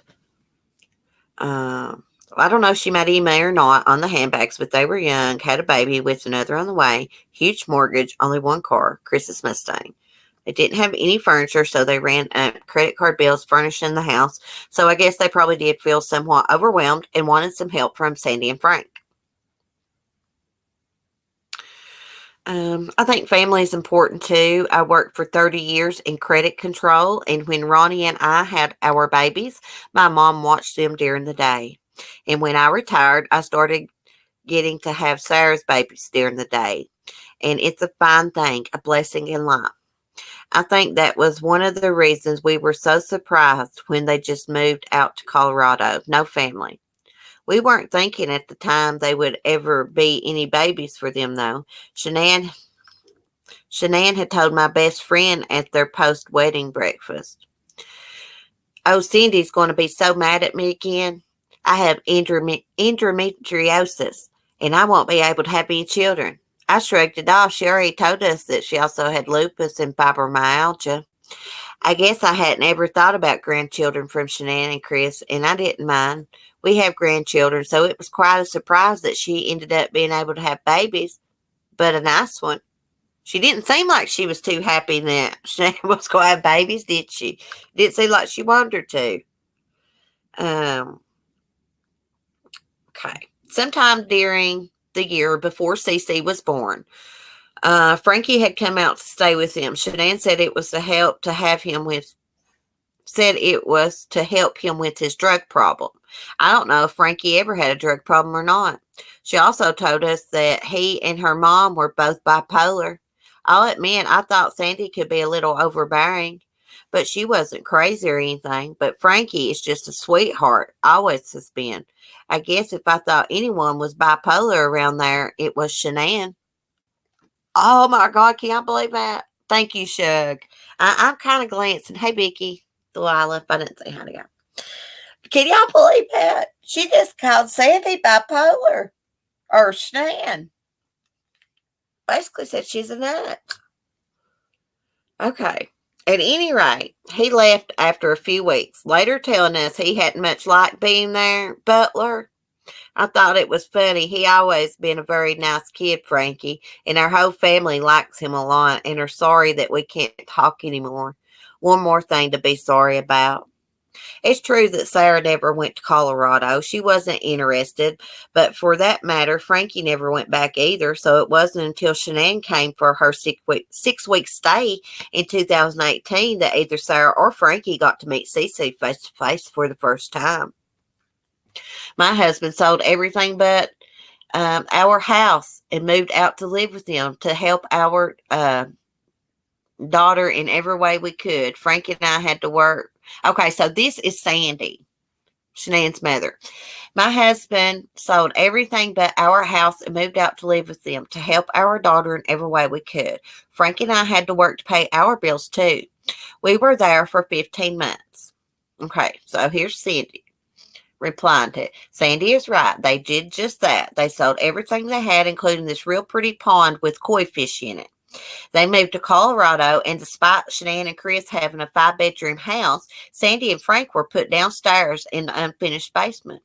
The way the bedroom situation worked out was very specific. Master bedroom for Chris and Shanann. The girls each had their own room, and that was never open for discussion because they might keep each other awake. The remaining rooms were Shanann's office. I think she was selling both Unique and Luro them.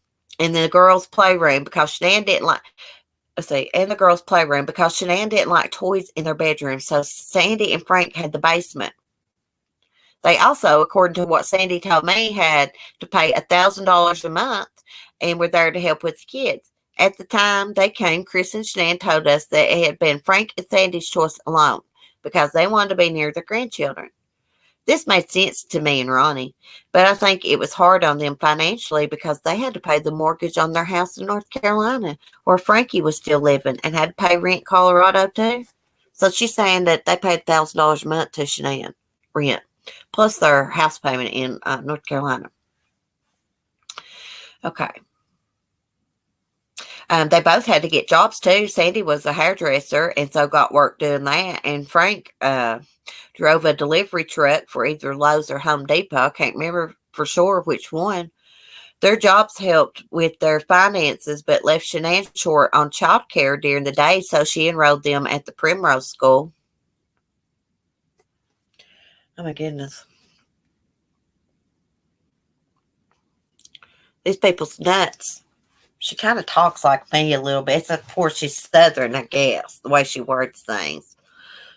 Oh, okay. So here is Cindy again, or Sandy. Chris's mom came out to watch the girls for a few days while Shanann and Chris went on a business trip with Lavelle, her company, 4 nights, 5 days. During that time, we weren't allowed to see our grandchildren or even eat dinner with them as soon as we got home.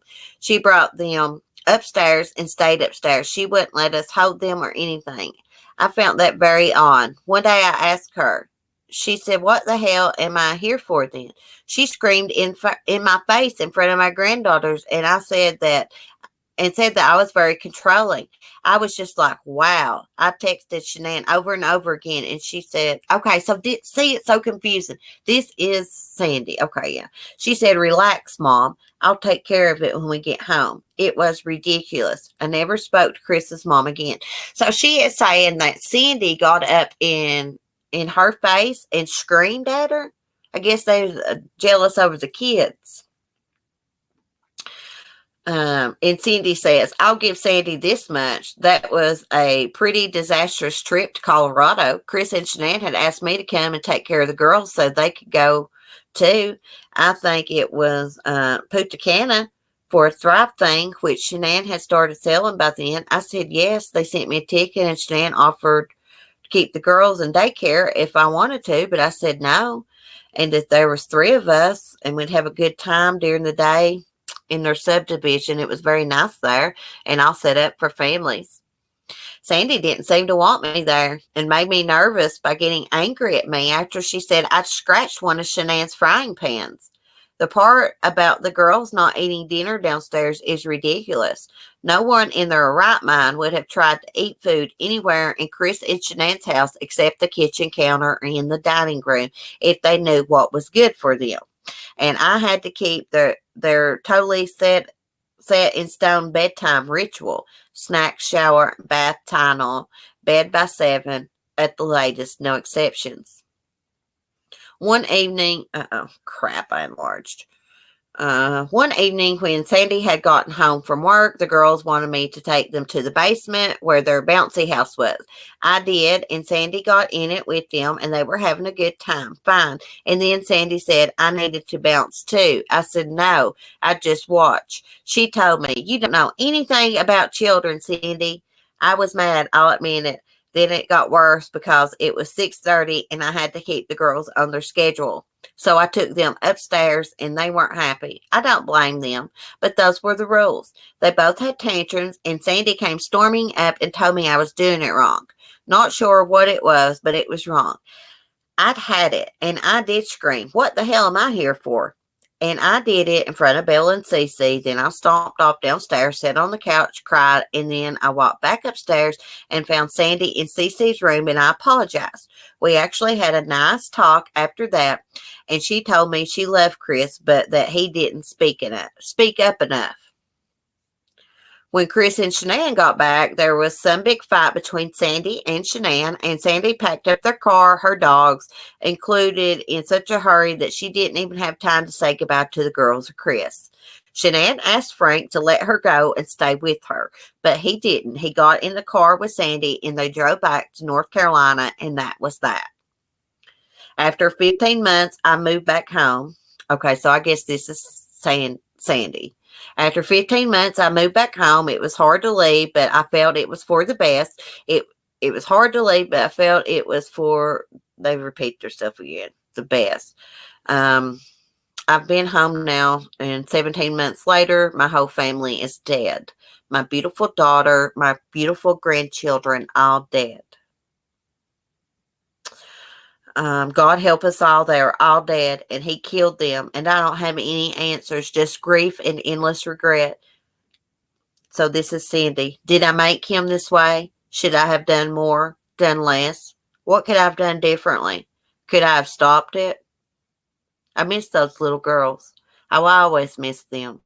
But what is worse is that they lost their lives, all the long years that belonged to them by right. He took those years, and I don't know if he understands at all what he has done to us in the Ruseks, the people left behind. I always told myself he was like Ronnie, because Ronnie has always been quiet, but he's nothing like Ronnie.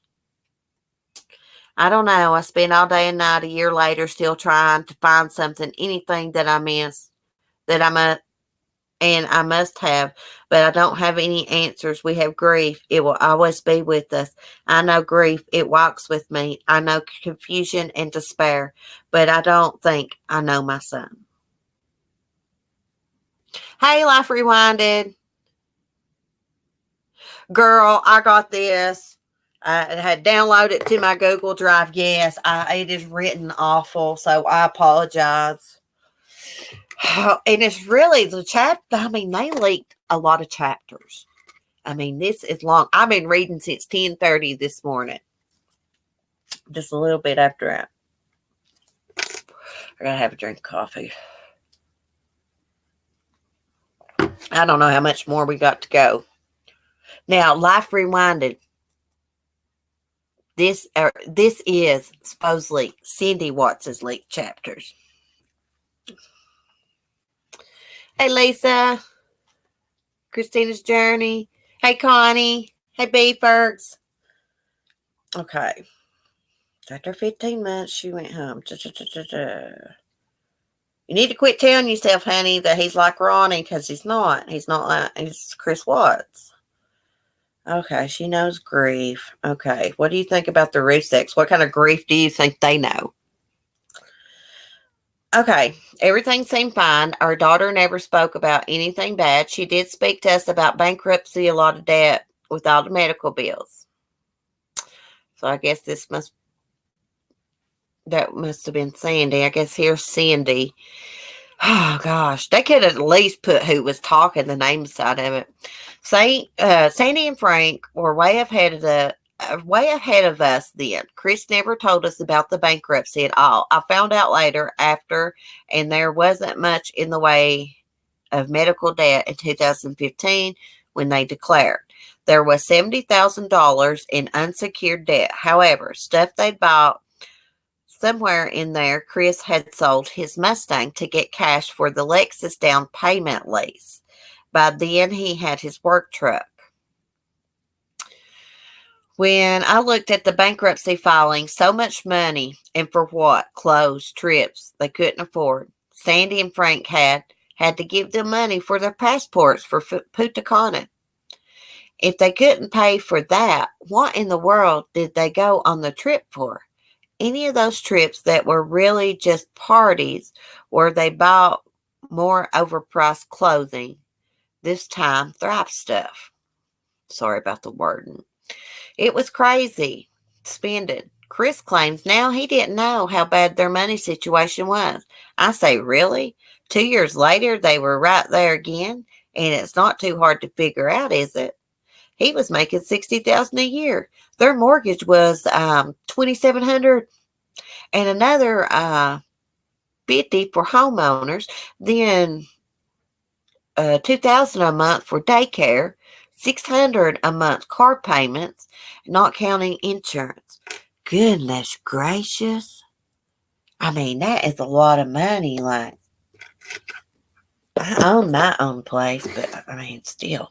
I don't have like a payment, but like where my mobile home sits, I do have to pay for the lot space. I don't know how they do all that, but anyways. They were already in the negative before utilities and food. So why not go on pricey trips and buy clothes and toys and get your nails done on Shenan's Park? They treated money like monopoly cash. And 2 short years later, they were underwater again, having learned nothing. And apparently neither had their banks, because how anyone was stupid enough to give those two credit is beyond me. Bella and Celeste were back and forth to doctors, misdiagnosed for 2 years. I told Shanann that they had asthma and she needed to fire that doctor. One day she went in and the PA was there and diagnosed them with asthma. Finally, the girls were doing great, other than earplugs put in and the girls being very allergic to tree nuts, which could have caused them death. It's true that both girls suffered from failure to diagnose or to get the right diagnosis that people in their lives seem to need for them. Neither of the girls never displayed any asthmatic symptoms when I was there, and Chris admits now that most he saw was Cece coughing sometimes when she ate too fast. Bella did not suffer from any allergies at all. Despite this, she was told that whatever Cece was allergic to, and sometimes that was chocolate, sometimes peanuts, later tree nuts, she was not allowed any of those things either. Four is young for this. I don't know which of them. I don't know what that means. Chris and Shanann told her that if Cece, okay, so Bella, what they meant was Bella was too young to know about Cece's allergies. I don't know which of them, Chris or Shanann, told her that if Cece ate coconut, she wouldn't wake up. I wish no one had. She was a very I lost my place. Very quiet, gentle, frightened little girl. And after the age of 2, she never looked healthy and her hair wouldn't grow. And she was self-conscious about it. So she's talking about Bella was self-conscious about her hair. When I was little, my mom, she would keep cutting my hair to make it thick because it was thin. So I know what little Bella went through with her hair. Okay. She was self-conscious about it. Now, I know she had the added worry of her sister dying on her little shoulders. Mama Bear, as Shanann called her. She wasn't a mama bear. She was a baby. But she was right to worry, I guess, because her sister did die, didn't she? Chris killed her. Killed them both. I don't think they had any allergies at all. I don't think they should have been dosed up with Tylenol every single night of their lives. And here's another thing that haunts me. The last day of their lives, they went to a birthday party, and there was cake and ice cream. And those babies had to stand there and look at it. None for them, not even on the last day of their lives. That right there, I mean, maybe they were allergic to it. That kind of bothered me to read that right there. I'm not going to lie. That did. I mean, I don't know why she'd have to write that for. I mean, it's hard enough as it is. It just bothers me. They couldn't eat cake and ice cream because they was allergic to it, I guess. Okay. Celeste was born with her esophagus too small.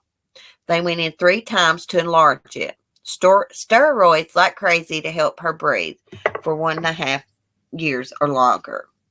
All until they were diagnosed with asthma. Then Shanann, with her neck surgery, which was out of pocket, $25,000 they owned, thought that's why they were so much in debt. Then this must be Cindy. Sandy must be referring to the second time ago around about the debt because Shanann's neck surgery was after the bankruptcy. It was elective and so costly, as were most of the tests on the girls. If Cece was born with anything wrong with her, it sure never showed. She was the healthiest, most active, happiest little girl. I hate that she went through all those procedures and all those drugs. From birth, both girls were left to cry it out. Chris and Shanann said it was something called baby wise. I thought it was horrible. 2-hour naps unless they were at daycare. I don't get, I mean, according from what I've read and stuff, the kids had allergies and stuff, but Tylenol is not good to take every day. But we don't know what was going on or if that really happened or not. Drugs at 6 p.m. every single night. Sick or not.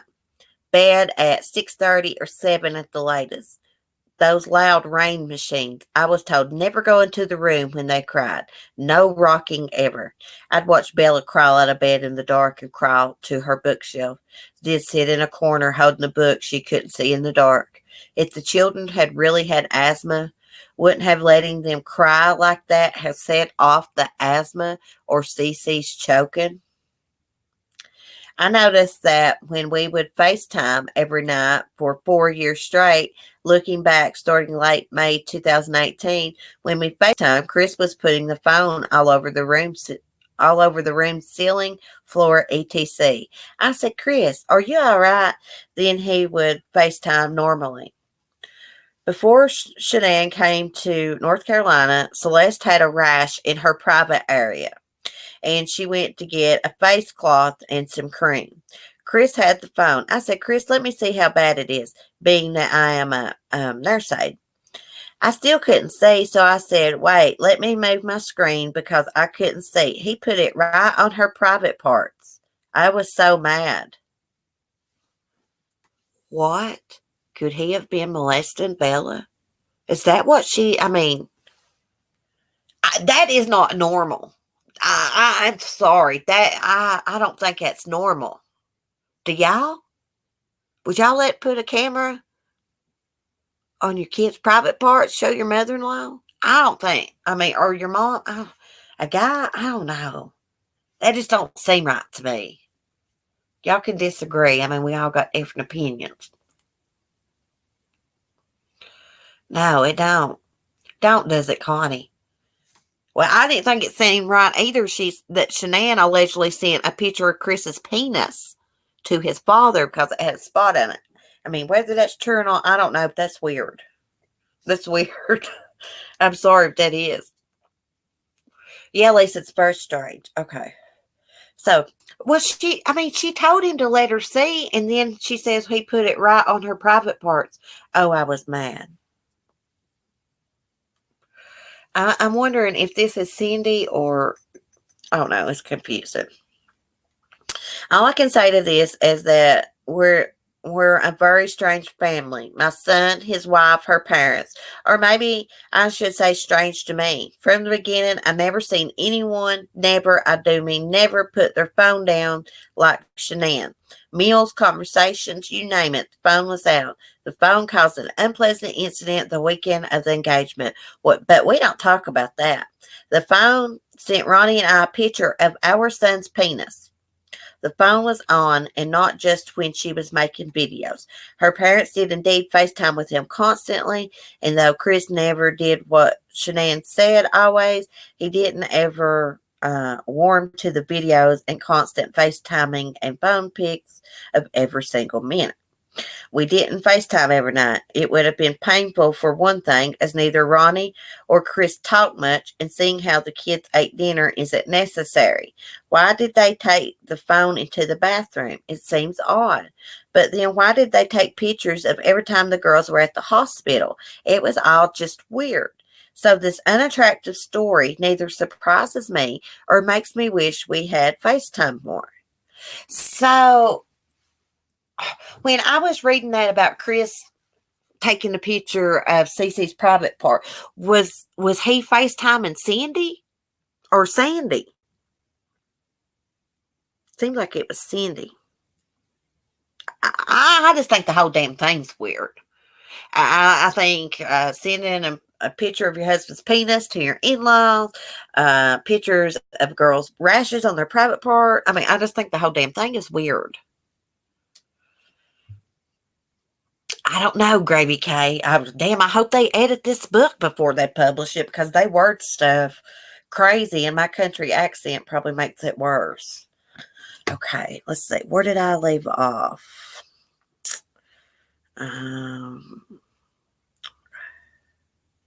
Okay, so they were a very strange family.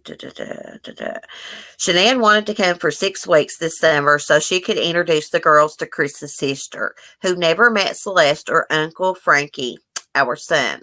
So I guess it's Sandy. Before the years started back to school, dance classes, etc., it was the best time was now.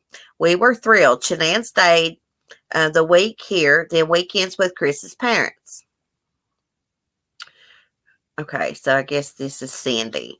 Okay, I'm going to break off from this for a while. The rest of Sandy's letter concerns the last week of their lives, and there is a lot to tell before I get to that.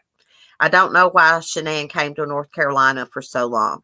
They were facing losing their house and basically homeless unless they moved back to North Carolina and in with one of the sets of either parents. Maybe it was time to see how that would go. I'll give you a hint. Not well. Shanann looked at two very expensive houses for sale while she was here. Maybe sure they thought, I don't think it was they because Chris was already in love with another woman, but possibly she thought they could start over again in North Carolina like they did in Colorado. If so, I don't think it would have been easy. They weren't just broke, they were drowning in debt with little chance of getting out. They couldn't declare bankruptcy again. They were only 2 years out of the first one.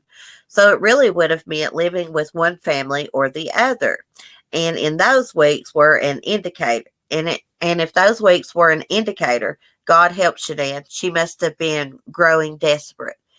Meantime, I have to wonder what Chris's solution was. Thank you for staying with me so far, and I will answer the rest of Sandy's letter later on. Okay. So it says unfinished manuscript. I'm going to have to remove this post since it's part of the book. Oh, I don't know what that is. Okay.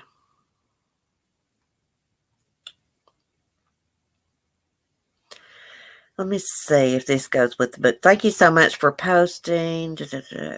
Okay. No.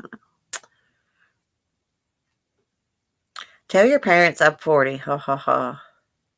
Okay, these are comments. So I had to download this from somewhere, and the comments come with it.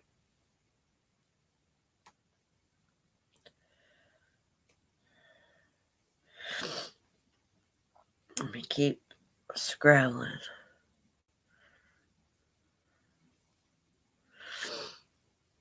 Something that says news is Cindy spent a career in a credit management. Oh, okay. So these are a bunch of comments. So I think that's the last one that I have.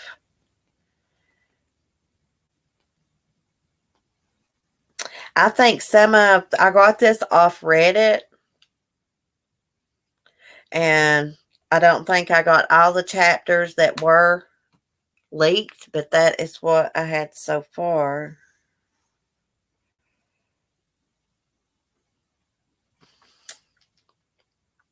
We'll see if we can find the rest.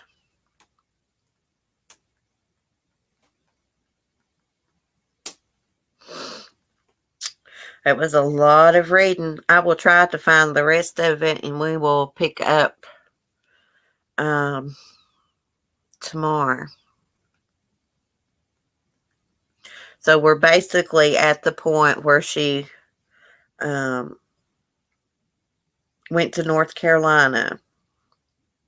And I'm going to find the rest of the chapters. I will try, and we will pick up tomorrow and see if we can figure out what was going on with this family. So I'm going to end this live stream. I'm sorry I've not seen y'all's chats. Thank y'all for listening to me. And I will try to find the rest of this if I can. And we will finish it tomorrow. If not, we'll talk about something else or something. Sure, okay. No, I haven't read that, Gravy. Yeah, they was in a lot of debt. I just can't understand all these big engagement parties and stuff and a $600 stroller. So basically, she was saying that Shanann would accept her. This is how I took it. Shanann would accept her apology for not coming to the wedding and stuff if she bought them that $600 stroller. That's basically what she said. Oh, hey, Beef Bergs, welcome. I do it usually every morning, 10:30 a.m. I usually don't do it Saturdays and Sundays, though. And Halloween, of course, I'll be on camera. We'll have us a little Halloween party. Anybody that wants to dress up can come up with me. Maybe we'll tell some ghost stories. Hey, Sweet Wheat. or something. But yeah, I'm definitely, as soon as I get off here, well, I'm going to let my dogs out. I'm going to try to find the rest of that. I think I found it yesterday, but I didn't copy all of it. I think I just copied so much of it. It is East Coast Beef First. Yeah, 10:30 a.m. East Coast. We're all really nice and respectful in here and respect everybody's opinion. We try not to have no drama. But welcome. Hey, sweet wheat. Oh, I love your little cupcake. Beef First, it's 9:41 a.m. here now. Okay, got it. Thank you. Oh, you're so welcome. Okay, guys, y'all have a great day. And we will try to pick up tomorrow. Bye. Be kind. Peace. Bye, Love Hollis. Bye, guys. Bye, Christine, everybody.